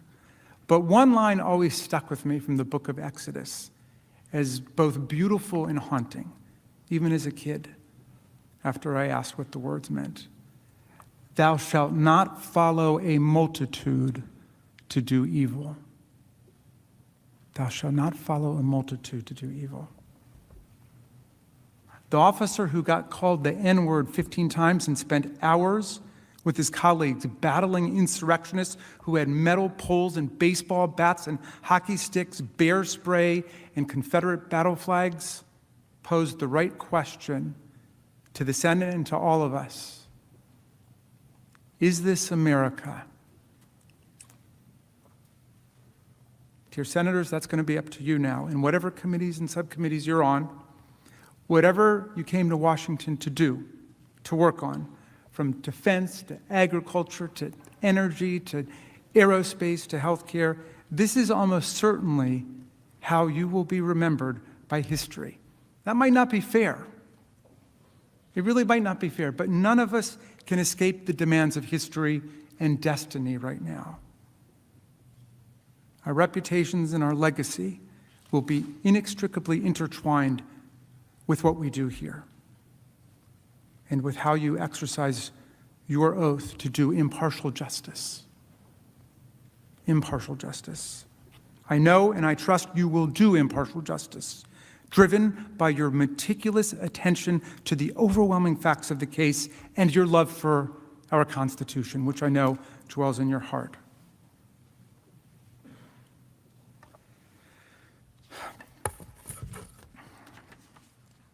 The times have found us, said Tom Paine, the namesake of my son. The times have found us.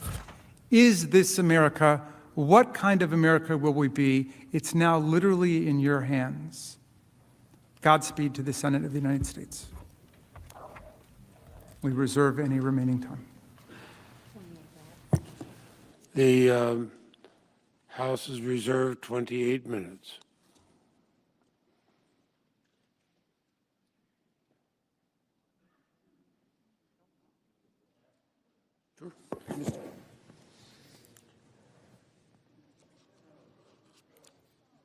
Proceed.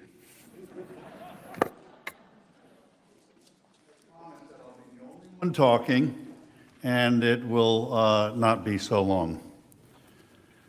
And before I start my prepared closing, I really want to clean up a few things from the mess that was the closing of the House managers.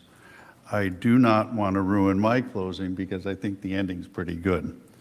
What they didn't, they started off by misstating the law, and they started off by misstating the intent of our stipulation. What we did today was stipulate to an article that was published in a magazine. Apparently they've had for weeks, according to the documents they produced today, but for some reason this morning popped up with it. The stipulation was that they can put that in. We did not stipulate to its contents for truthfulness. And they tried to portray that in their closing as the stipulation. The stipulation was read into the record. The proponents of that conversation, the real ones, have denied its content, its veracity. With respect to, and I'm not going to talk much about the tortured analysis of our arson laws that started off, or the truly sideways analogies that were used with fires. What I do want to talk about, though, is the doctoring of evidence. First of all, they sent us their evidence on Tuesday the 9th at 2:32 p.m. by email. I was in this room trying the case already when they sent their evidence. Due process. They used evidence that was flat wrong 2 or 3 nights ago with Senator Lee and had to withdraw it. They tried to use it again today. They tried to use evidence that they had never presented in the case in their closing argument. That is a very desperate attempt by a prosecuting team, 9 of them, by a prosecuting team that knew that their case has collapsed. Their closing did not mention one piece of law. They didn't talk about the Constitution once. They didn't talk about the First Amendment and its application. They didn't talk about due process and how it applies to this proceeding for my client.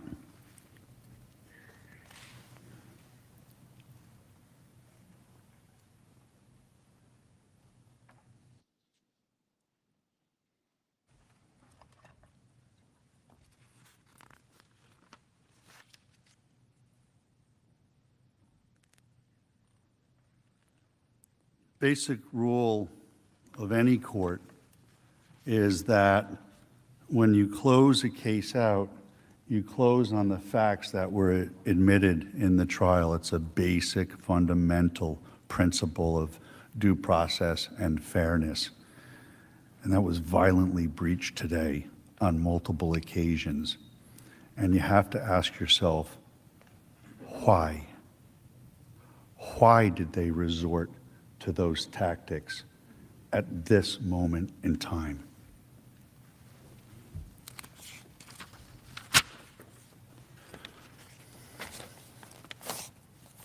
Senators, good afternoon, Mr. President. What took place here at the U.S. Capitol on January 6th was a grave tragedy.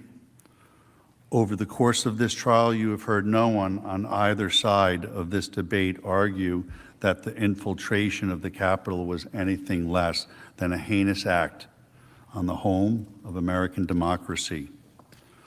All of us, starting with my client, are deeply disturbed by the graphic videos of the Capitol attack that have been shown in recent days. The entire team condemned and have repeatedly condemned the violence and law-breaking that occurred on January 6th in the strongest possible terms. We've advocated that everybody be found, punished to the maximum extent of the law. Yet the question before us is not whether there was a violent insurrection of the Capitol. On that point, everyone agrees. Based on the explicit text of the House impeachment article, this trial is about whether Mr. Trump willfully engaged in incitement of violence and even insurrection against the United States. And that question they have posed in their article impeachment has to be set up against the law of this country. No matter how much truly horrifying footage we see of the conduct of the rioters and how much emotion has been injected into this trial, that does not change the fact that Mr. Trump is innocent of the charges against him. Despite all of the video played, at no point in their presentation did you hear the House managers play a single example of Mr. Trump urging anyone to engage in violence of any kind. At no point did you hear anything that could ever possibly be construed as Mr. Trump encouraging or sanctioning an insurrection. Senators, you did not hear those tapes because they do not exist, because the act of incitement never happened. He engaged in no language of incitement whatsoever on January 6th or any other day following the election. No unbiased person honestly reviewing the transcript of Mr. Trump's speech on the ellipse could possibly believe that he was suggesting violence. He explicitly told the crowd that he expected the protest outside the Capitol to be peaceful and patriotic. They claim that's not enough.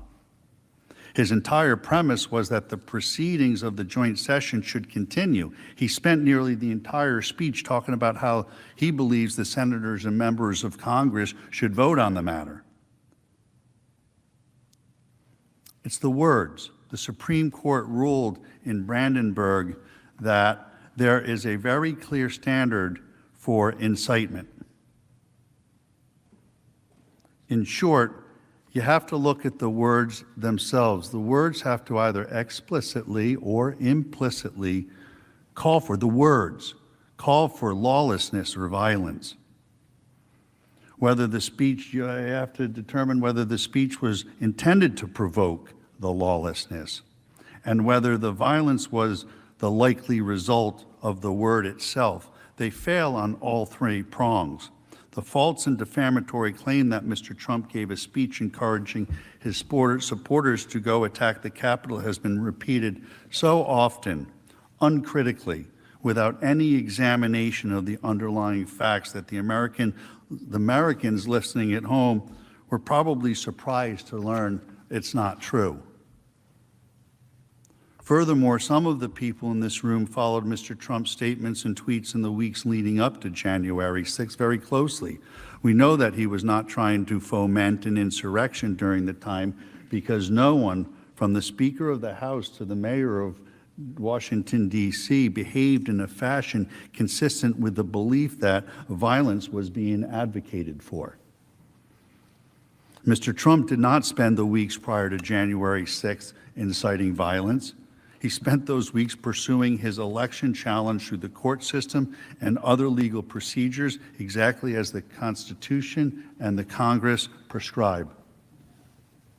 To believe, based on the evidence you have seen, that Mr. Trump actually wanted and indeed willfully incited an armed insurrection to overthrow the U.S. government would be absurd. The gathering on January 6th was supposed to be an entirely peaceful event. Thousands and thousands of people, including Mr. Trump, showed up that day with that intention. A small percentage, a small fraction of those people then engaged in truly horrible behavior, but as we now know, that those actors were pre-planned and premeditated and acted even before the speech was completed, to which is the basis of the article of impeachment. It was pre-planned and premeditated by fringe left and right groups. They hijacked the event for their own purposes. The House manager's false narrative is a brazenly dishonest attempt to smear, to cancel constitutional cancel culture, their number one political opponent, taking neutral statements, commonplace political rhetoric, removing words and facts from context, and ascribing to them the most sinister and malevolent intentions possible. Their story was based not on evidence, but on the sheer personal and political animus. The flimsy theory of incitement you heard from the House managers could be used to impeach, indict, or expel countless other political leaders. Many leading figures in other parties have engaged in far more incendiary and dangerous rhetoric. And we played some of it. I'm not going to replay it. I'm not going to replay the words. You all saw the evidence.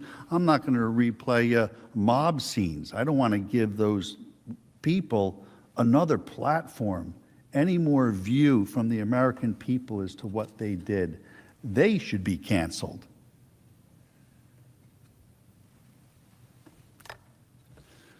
Democrat politicians spent months prior to January 6th attacking the very legitimacy of our nation's most cherished institutions and traditions.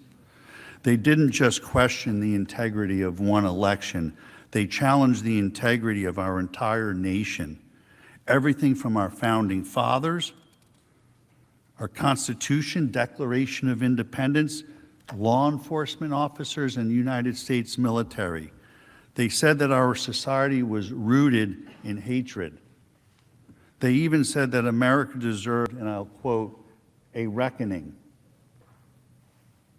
As you heard yesterday, throughout the summer, Democrat leaders, including the current president and Vice President repeatedly made comments that provided moral comfort to mobs attacking police officers. During that time, many officers across the country were injured. As we all know, 2 sheriff's deputies in Los Angeles were ambushed and shot at point-blank range. Members of this very body have been in danger. Senators from Maine to Kentucky and most points in between have been harassed by mobs. Last August, a menacing left-wing mob swarmed Senator Rand Paul and his wife as they left the White House, and they had to be rescued by police. For months, our federal courthouse in Portland was placed under siege by violent anarchists who attacked law enforcement officers daily and repeatedly and tried to set fire to the building. Speaker Pelosi did not call the violent siege of the federal building an insurrection. She called the federal agents protecting the courthouse stormtroopers. The White House complex was besieged by mobs that threw bricks, rocks, and bottles at Secret Service agents, set fire to an historic structure, and breached a security fence to infiltrate the Treasury grounds. When my client's administration sent in the National Guard to secure the nation's capital city amidst the violence, Democrat leaders demanded that the forces be withdrawn. The Washington, D.C. mayor said the presence of the National Guard was an affront to the safety of the district. It must be fully investigated whether political leadership here in Washington, D.C. took an inadequate and irresponsible forced posture on January 6th because of their commitment to the false narrative of what happened last June. Hopefully, we can all now agree that the administration acted properly by taking action to stop a riotous mob, establishing an appropriate security perimeter, and prevent the White House from potentially being overrun. The House managers argued this week that an alleged brief delay in issuing a public statement from Mr. Trump on January 6th was somehow evidence that he committed incitement or supported the violence.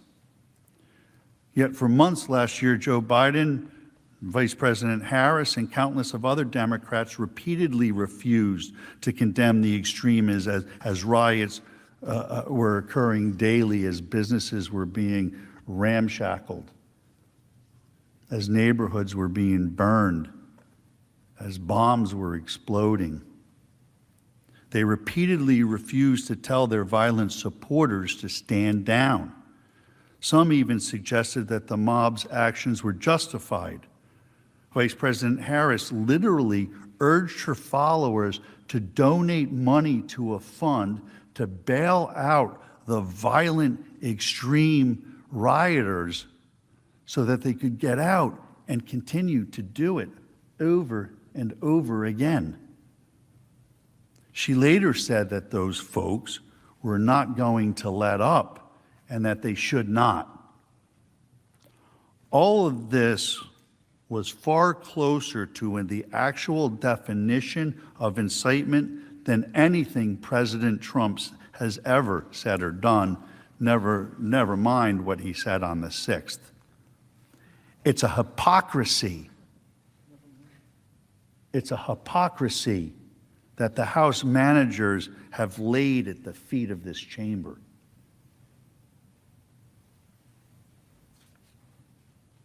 The House managers suggested in this recent history is irrelevant to the current proceedings. But not only is Democrats' behavior surrounding last year's riots highly relevant as precedent, and not only does it reveal the dishonesty and insincerity of this entire endeavor, it also provides crucial context that should inform our understanding of the events that took place on January 6th. Many of the people who infiltrated the Capitol took pictures of themselves and posted them on social media. To some, it seems, they thought that it was all a game. They apparently believed that violent mobs, destruction of property, rioting, assaulting police, and vandalizing historic treasures was somehow now acceptable in the United States. Where might they have gotten that idea? I would suggest to you that it was not from Mr. Trump. It was not Mr. Trump.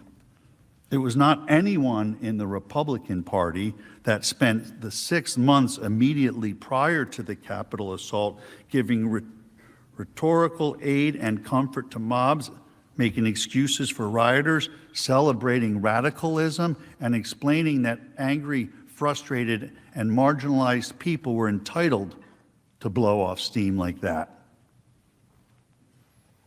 Let me be very clear. There can be no excuse for the depraved actions of the rioters here at the Capitol or anywhere else across this country. 100% of those guilty of committing crimes deserve lengthy prison sentences for their shameful and depraved conduct.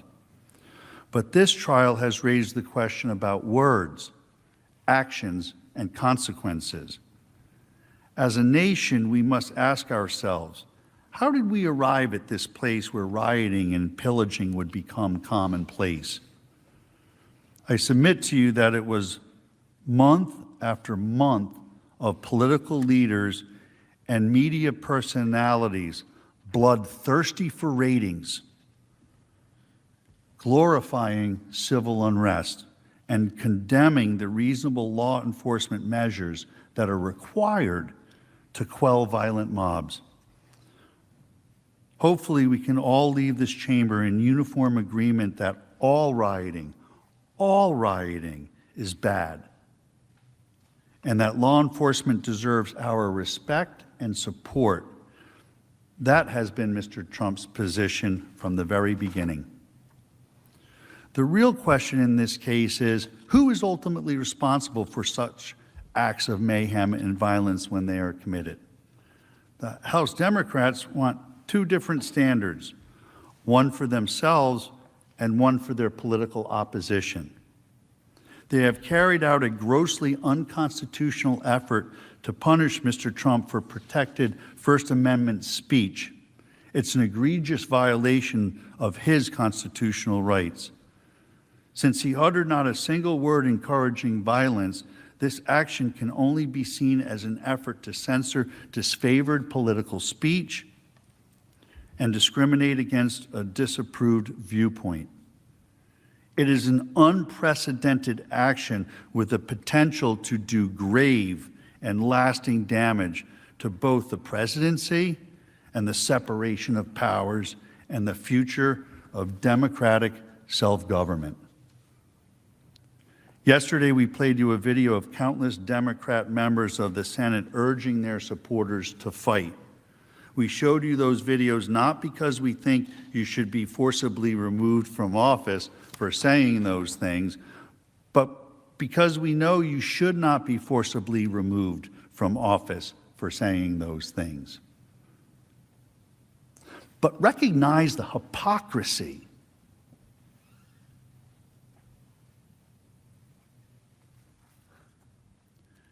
Yesterday in questioning, House Manager Raskin admitted that the House Democrats had invented an entirely new legal standard. In fact, they've created a new legal theory, the Raskin Doctrine. The Raskin Doctrine is based on nothing more than determining protected speech based on the party label next to your name. Regardless of what you have heard or what you have seen from the House managers, if you pay close attention, you will see that any speech made by Democrat elected officials is protected speech, while any speech made by Republican elected officials is not protected. The creation of the Raskin Doctrine actually reveals the weakness of the House manager's case. Elected officials, and we reviewed this in depth yesterday, under Supreme Court precedent, Wood, and Bond. And by the way, Bond didn't burn his draft card. He actually still had it. It was part of his defense. But in Bond and in Wood, the court clearly directed all to know that elected officials hold the highest protections of speech, the highest protections. And I remind you why. Because you all need to be free to have robust political discussion, because your discussion is about how our lives are going to go. And that shouldn't be squelched by any political party on either side of the aisle, no matter who's the majority party at the time. Why would the House managers make up their own legal standard? I'll tell you why. Because they know they cannot satisfy the existing constitutional standard set forth by the United States Supreme Court that has existed for more than half a century. They argue Mr. Trump, as an elected official, has no First Amendment rights. It's the complete opposite of the law. We've shown you without contradiction that is wrong. They also know that they cannot satisfy the three-part test of Brandenburg, as elucidated in the Bible Believers case. There was absolutely no evidence that Mr. Trump's words were directed to inciting imminent lawless action. There was no evidence that Mr. Trump intended his words to incite violence, and the violence was pre-planned and premeditated by a group of lawless actors who must be prosecuted to the fullest extent of the law, but it proves that his words weren't what set this into motion. What was the incitement? With no ability and no evidence to satisfy the existing constitutional standards, what are the House managers to do? They had to make up their own law. This is not only intellectually dishonest, folks, it's downright scary. What type of precedent would be set if the Senate did vote to convict? Can Congress now ignore Supreme Court precedent on the contours of protected free speech? Will Congress be permitted to continually make up their own legal standards and apply those new standards to elected officials' speech? This would allow Congress to use the awesome impeachment power as a weapon to impeach their fellow colleagues in the opposing party.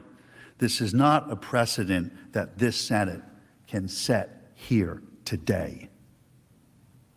If the Senate endorses the House Democrats' absurd new theory, you will set a precedent that will trouble leaders from both parties, literally, for centuries to come.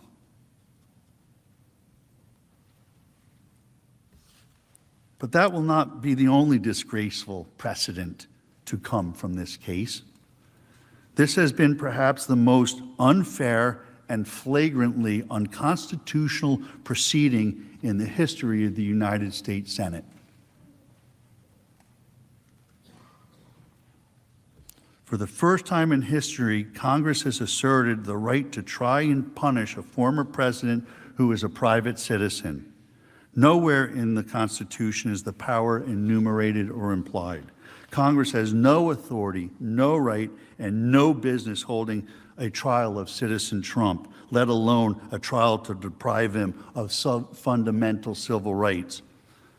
There was mention of a January exception argument. The January exception argument is a creation of the House managers' own conduct by delaying. They sat on the article.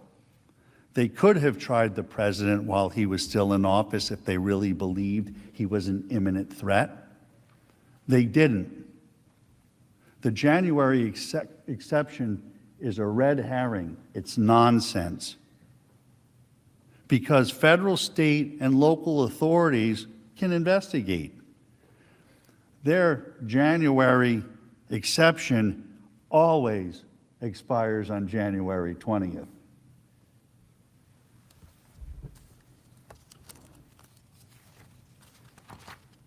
House Democrats and this deeply unfair trial have shamefully trampled every tradition, norm, and standard of due process in a way I've never, ever seen before.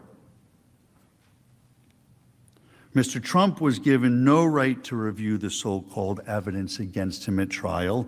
He was given no opportunity to question its propriety. He was given no chance to engage in fact-finding. Much of what was introduced by the House was unverified, second or third-hand reporting cribbed from a biased news media, including stories based on anonymous sources whose identities aren't even known to them, never mind my client. They manufactured and doctored evidence, so much so that they had to withdraw it. We had the evidence after we started the trial. They went on for 2 days. So in the evening, I was able to go back and take a really close look at the stuff. Myself and Mr. Castor and Ms. Bateman and Mr. Brennan, we all worked hard and looked at the evidence, 4 volumes of books in little tiny print. And we literally had, 12, 14 hours to really look at the evidence before we had to go on. And just in that short time of looking at the evidence, we saw them fabricating Twitter accounts. We saw the masked man sitting at his desk with the New York Times there. And when we looked closely, we found that the date was wrong, the check had been added. They fabricated evidence. They made it up. They never addressed that in their closing, as though it were acceptable, as though it were all right, as though that's the way it should be done here in the Senate of the United States of America. Fraud, flat out, fraud. Where I come from, in the courts that I practice in, there are very harsh repercussions for what they pulled in this trial.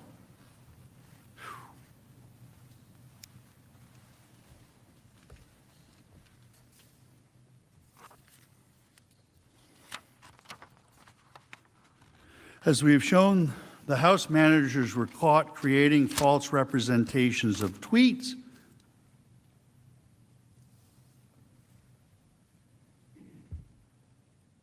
manipulating videos, and introducing into the record completely discredited lies such as the Fine People hoax as factual evidence. Most of what the House managers have said and shown you would be inadmissible in any respectable court of law. They were not trying a case. They were telling a political tale, a fable, and a patently false one at that. House Democrats have denied due process and rushed the impeachment because they know that a fair trial would reveal Mr. Trump's innocence of the charges against him. The more actual evidence that comes out, the clearer it is that this was a pre-planned and premeditated attack, which his language in no way incited. Because their case is so weak, the House managers have taken a kitchen sink approach to the supposedly single article of impeachment. They allege that Mr. Trump incited the January 6th violence. They allege that he abused power by attempting to pressure Georgia Secretary of State Raffensperger to undermine the results of the 2020 election. And they allege that he gravely and endangered the democratic system by interfering with the peaceful transition of power. At least 3 things there. Under the Senate rules, each of these allegations must have been alleged in a separate article of impeachment. I need not remind this chamber that Rule 23 of the Rules of Procedure and Practice in the Senate when sitting on impeachment trials provides, in pertinent part, that an article of impeachment shall not be divisible thereon. Why is that? Because the article at issue here alleges multiple wrongs in the single article, it would be impossible to know if 2/3 of the members agreed on the entire article or just on parts of it as the basis for a vote to convict. Based on this alone, the Senate must vote to acquit Mr. Trump. You got to at least obey your own rules if it's not the Constitution you're going to obey. In short, this impeachment has been a complete charade from beginning to end. The entire spectacle has been nothing but the unhinged pursuit of a long-standing political vendetta against Mr. Trump by the opposition party. As we have shown, Democrats were obsessed with impeaching Mr. Trump from the very beginning of his term. The House Democrats tried to impeach him in his first year. They tried to impeach him in his second year. They did impeach him in his third year, and they impeached him again in his fourth year. And now they have conducted a phony impeachment show trial when he is a private citizen out of office. This hastily orchestrated and unconstitutional circus is the House Democrats' final desperate attempt to accomplish their obsessive desire of the last 5 years. Since the moment he stepped into the political arena, since my client stepped in, they have been possessed by an overwhelming zeal to vanquish an independent-minded outsider from the midst and to shame, demean, silence, and demonize his supporters in the desperate hope that they will never, ever pose an electoral challenge. We heard one of the congressmen on the screen. If you don't impeach him, he might be elected again. That's the fear. That's what's driving this impeachment. When you deliberate over your decision, there are 4 distinct grounds under which you must acquit my client. First is jurisdiction. There is no jurisdiction. And if you believe that, you still get to say it. 2, Rule 23. It had to be divisible. Each allegation had to be singularly set out in front of you so it could be voted on and to see if 2/3 of you think that they proved that case or not. They didn't do that. You got to ask yourself why. They know the Senate rules. They got them, and so did I. Why'd they do it? Because they hadn't investigated, first of all. But also, what they found out as they were preparing all of this, they couldn't do it. So if they threw as much in as they could and made as many bold, bald allegations as they could, then maybe 2/3 of you would fall for it. That's why the rules don't allow it to go that way. Due process, I've exhausted that subject. It's a really good reason for all of you in this chamber, to stop the politics, to read the Constitution and apply it to this proceeding, and acknowledge that the lack of due process way over the top, shocking, and you must not stand for it. And of course, the First Amendment, the actual facts of this case. There were no words of incitement. 4 grounds.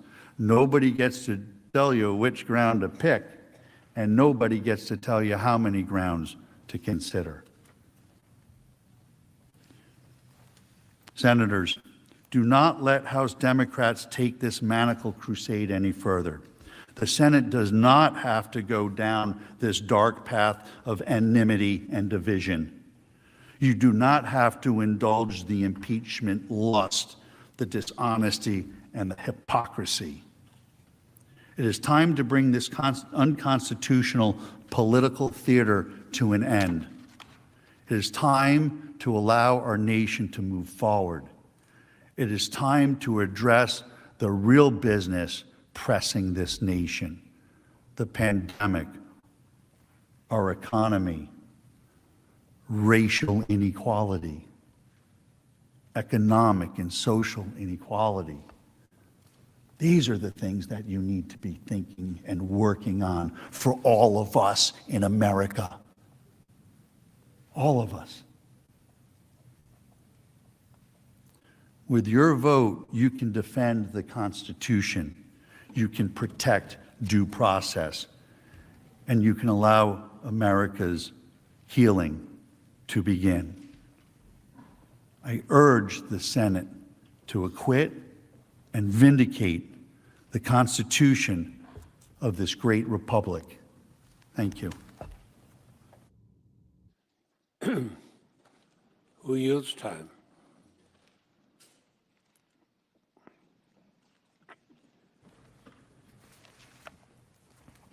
Mr. President, Senators, I understand, I'm told we have around 27 minutes, but I will return all of that, but perhaps 5 back to you. There's just a few things that I need to address. And so in an extraordinary and perhaps unprecedented act of self-restraint on my part, I will resist the opportunity to rebut every single false and illogical thing that you just heard. And I am going to be able to return to you, perhaps 22 or 23 minutes.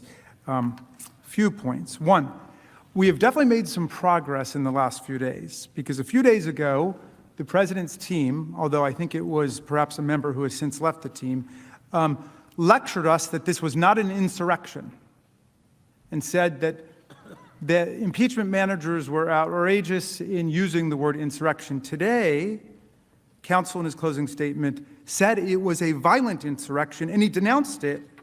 And I would certainly love to see President Trump also call it a violent insurrection and denounce it too. And I believe, although I don't have a verbatim text, that counsel called for long sentences for the people who were involved. Again, I would love to hear that come from the president as well.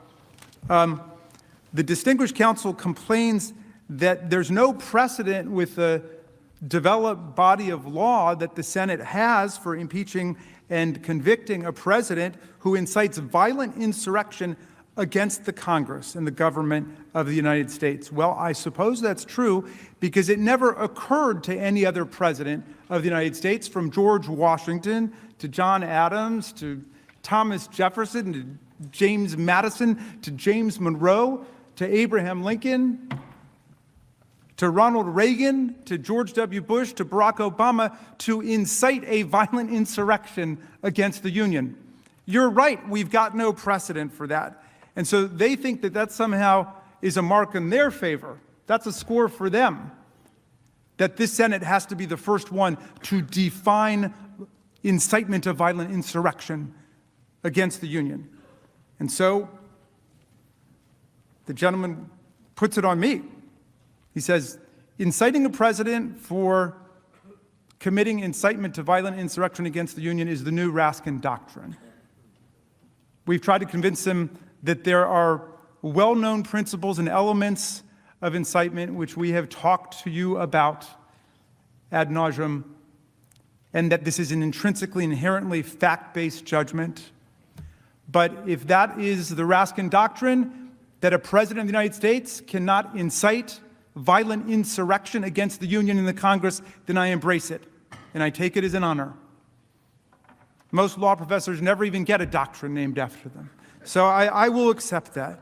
And finally, the counsel goes back to Julian Bond's case, because I think in the final analysis, their best argument, as pathetically weak as it is really about the First Amendment.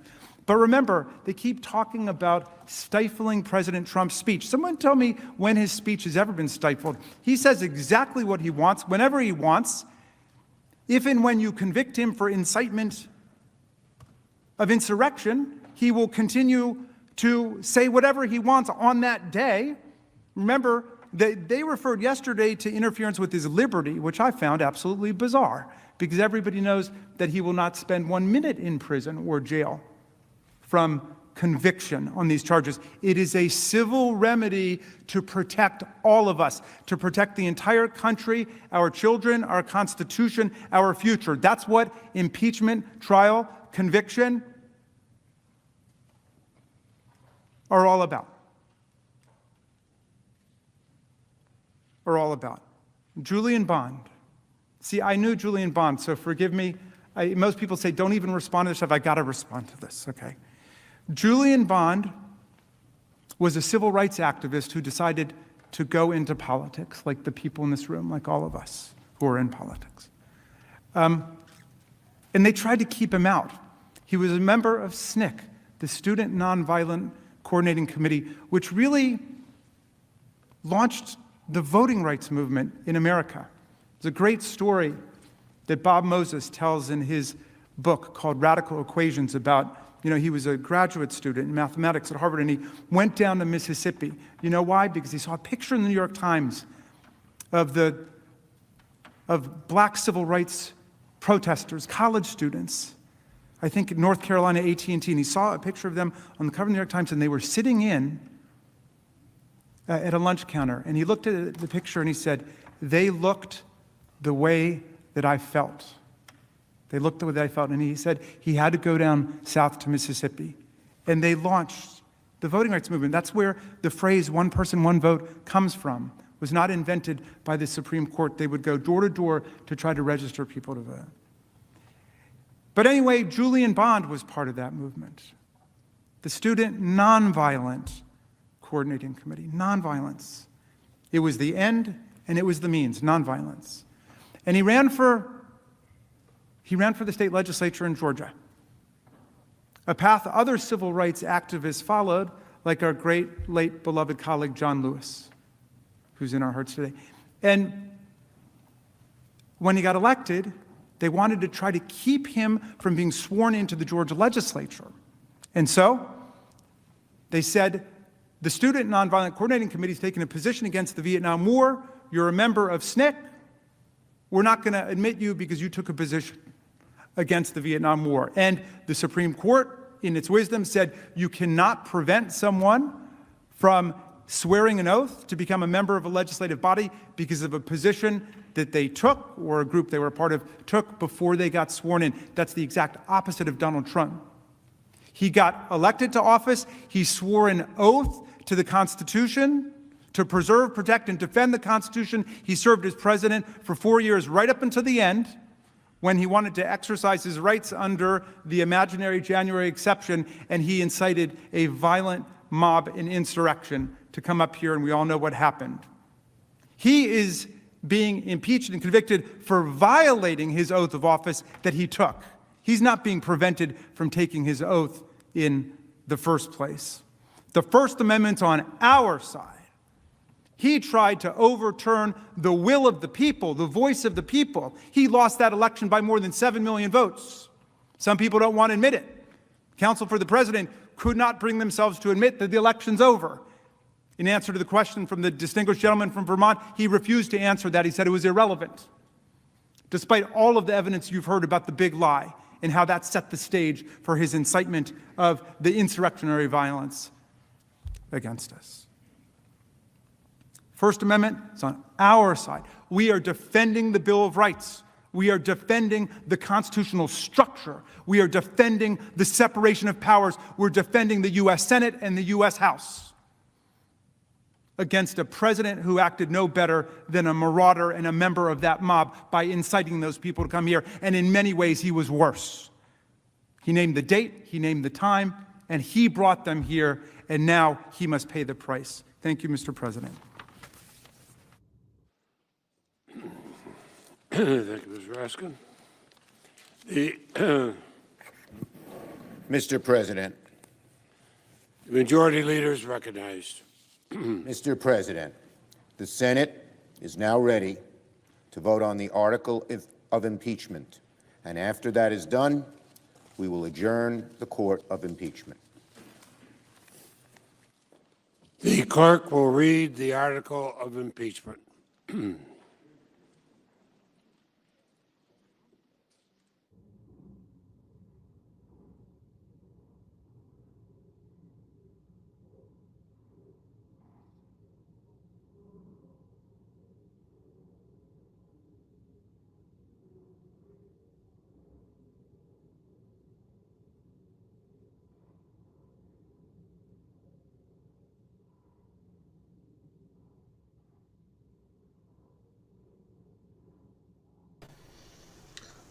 Well, hello again. Thanks for watching OFN. I'm Chris.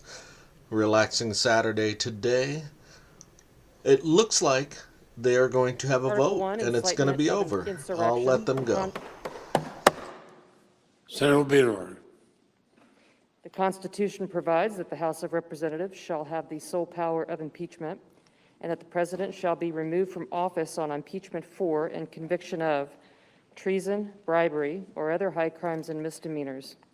Further, Section 3 of the 14th Amendment to the Constitution prohibits any person who has engaged in insurrection or rebellion against the United States from holding any office under the United States. In his conduct while President of the United States and in violation of his constitutional oath, faithfully to execute the office of the President of the United States and, to the best of his ability, preserve, protect, and defend the Constitution of the United States, and in violation of his constitutional duty to take care that the laws be faithfully executed, Donald John Trump engaged in high crimes and misdemeanors by inciting violence against the government of the United States in that, on January 6, 2021, pursuant to the 12th Amendment to the Constitution of the United States, the Vice President of the United States, the House of Representatives, and the Senate met at the United States Capitol for a joint session of Congress to count the votes of the Electoral College.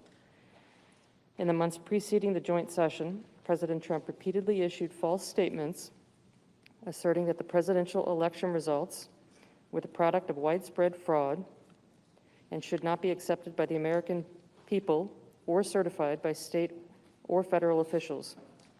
Shortly before the joint session commenced, President Trump addressed a crowd at the Ellipse in Washington, D.C. There he reiterated false claims that we won this election and we won it by a landslide. He also willfully made statements that in context encouraged and foreseeably resulted in lawless action at the Capitol, such as, if you don't fight like hell, you're not going to have a country anymore. Thus incited by President Trump, members of the crowd he had addressed in an attempt to, among other objectives, interfere with the joint session's solemn constitutional duty to certify the results of the 2020 presidential election, unlawfully breached and vandalized the Capitol, injured and killed law enforcement personnel, menaced members of Congress, the Vice President, and congressional personnel, and engaged in other violent, deadly, destructive, and seditious acts. President Trump's conduct on January 6, 2021, followed his prior efforts to subvert and obstruct the certification of the results of the 2020 presidential election. Those prior efforts included a phone call on January 2, 2021, during which President Trump urged the Secretary of State of Georgia, Brad Raffensperger, to find enough votes to overturn the Georgia presidential election results and threatened security Raffensperger if he failed to do so. In all this, President Trump gravely endangered the security of the United States and its institutions of government. He threatened the integrity of the democratic system, interfered with the peaceful transition of power, and imperiled a co-equal branch of government. He therefore betrayed his trust as president to the manifest injury of the people of the United States.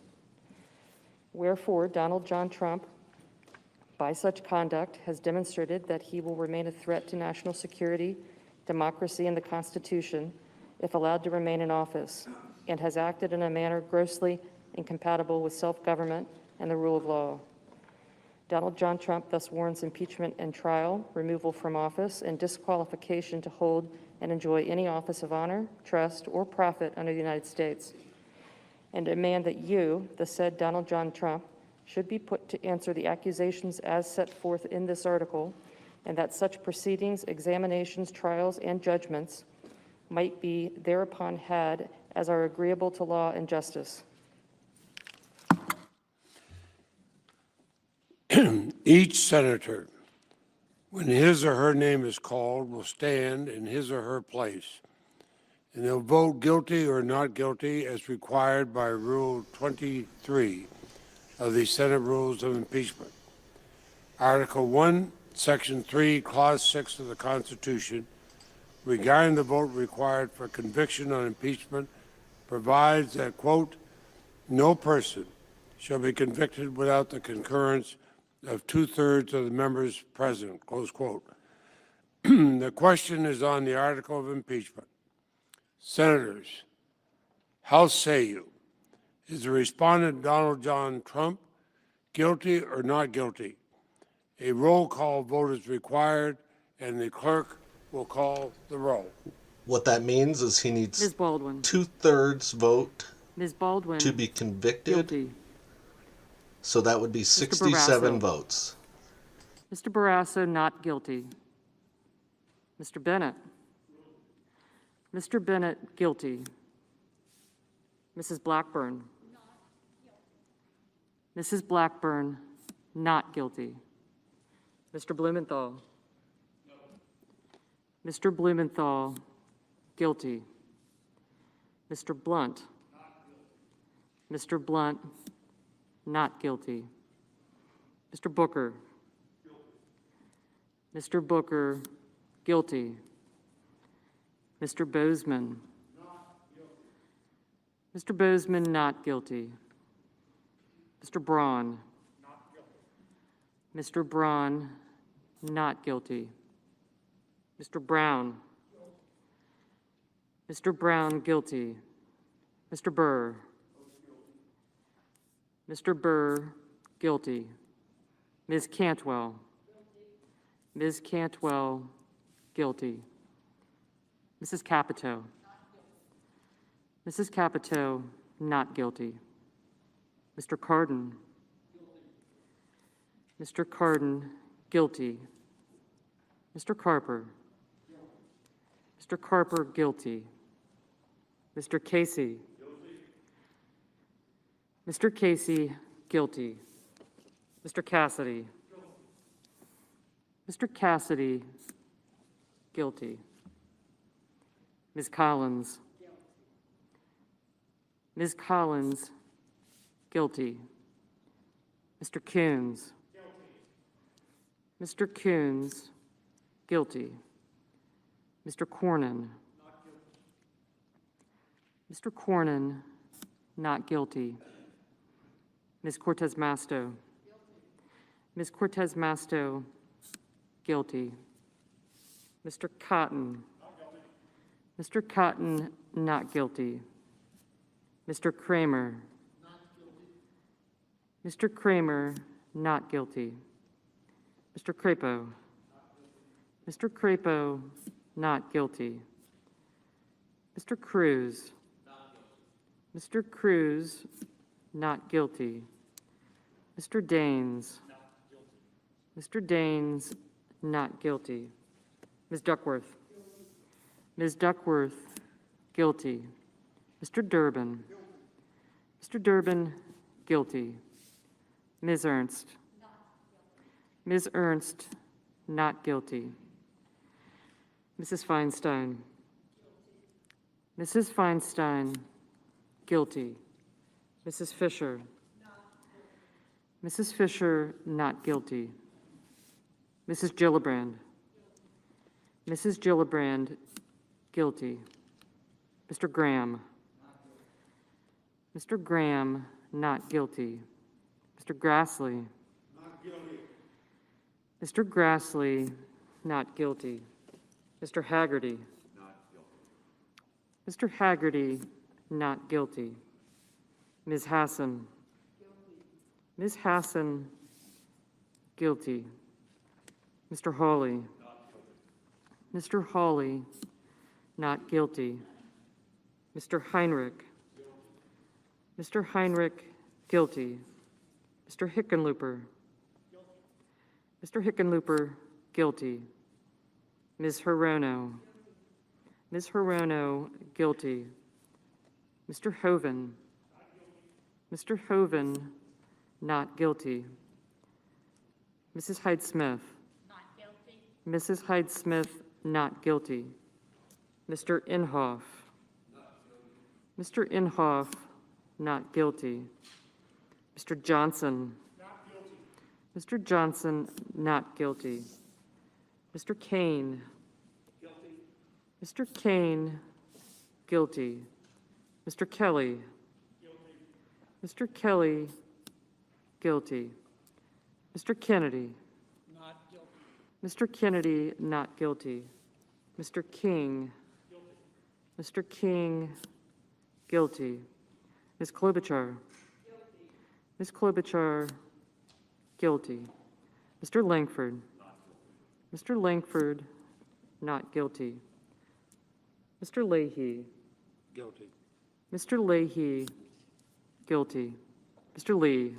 Not guilty. Mr. Lee, not guilty. Mr. Lujan. Mr. Lujan, guilty.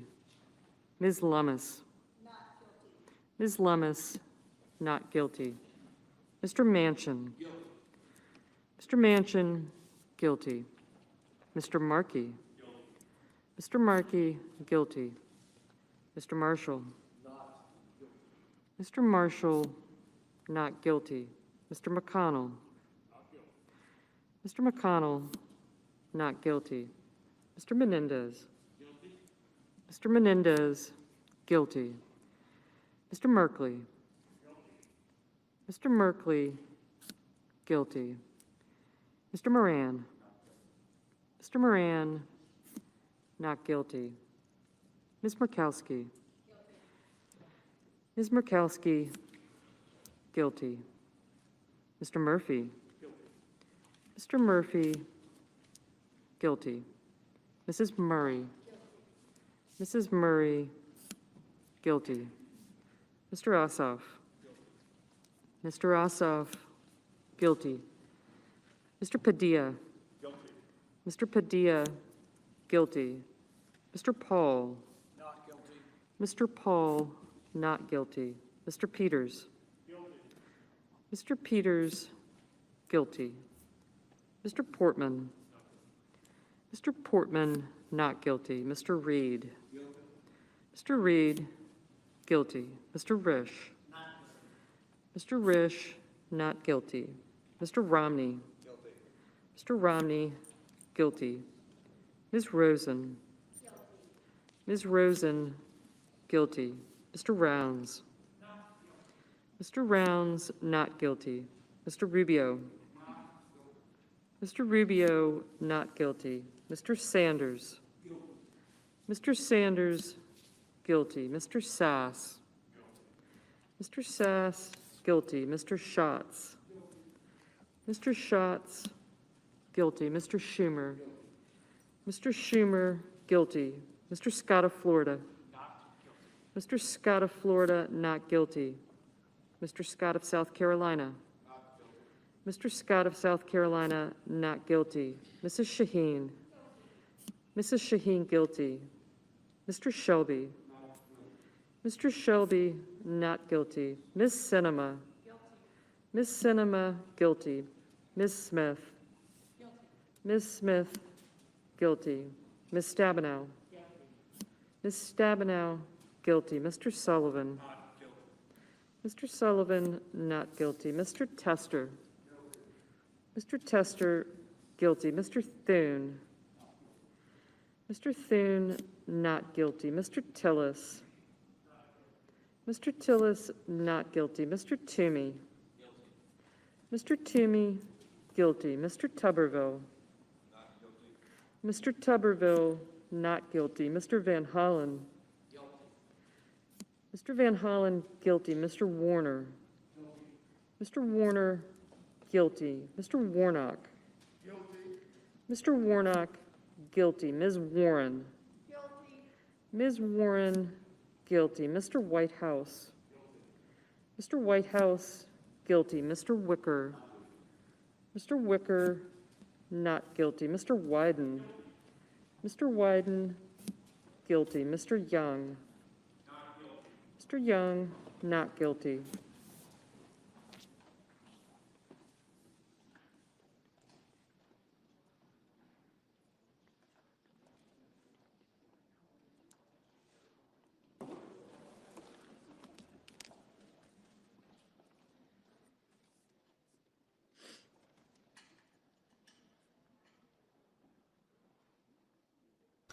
So what I'm saying is 57 to 43. You need 67 to impeach. So based on my hand count, he is not impeached. That's why we have these things. Unless you had a script.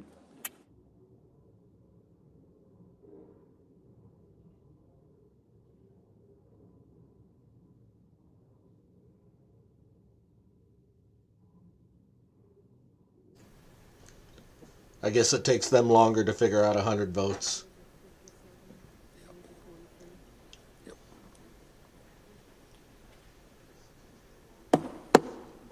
Here we The go. yeas are 57. The nays are 43. Two-thirds of the senators present not having voted guilty. The Senate judges that the respondent, Donald John Trump, former President of the United States, is not guilty as charged in the article of impeachment. The presiding officer directs judgment to be entered in accordance with the judgment of the Senate as follows. The Senate, having tried Donald John Trump, former President of the United States, upon one article of impeachment exhibited against him by the House of Representatives, and two-thirds of the senators present not having found him guilty of the charge contained therein, it is therefore ordered and adjudged that the said Donald John Trump be, and he is hereby acquitted of the charge in said article.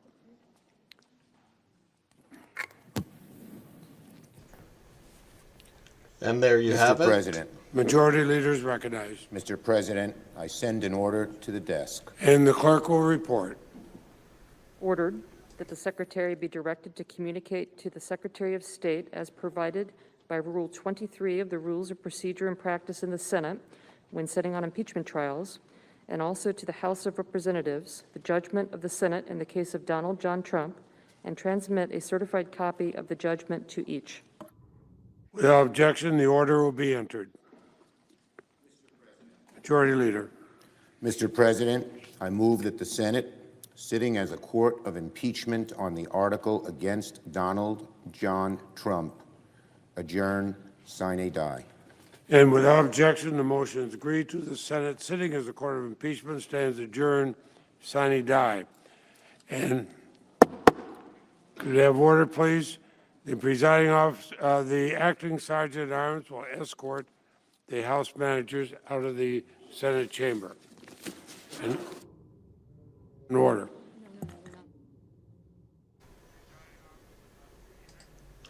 And there you have it. The impeachment trial is over. 5 days worth. If you take a look back at my last videos, I gave updates every day. I hope you enjoyed them. But the final vote was 57 to impeach and 43 to acquit. You needed 67 to impeach him. So the 45th president, Donald J. Trump, was acquitted of all articles of impeachment, which was only one, which was the incitement of riot. But that is going to wrap it up for today. I hope you enjoyed. Thank you so much for watching OFN. I am Chris, and you guys have a wonderful rest of your day. Thank you.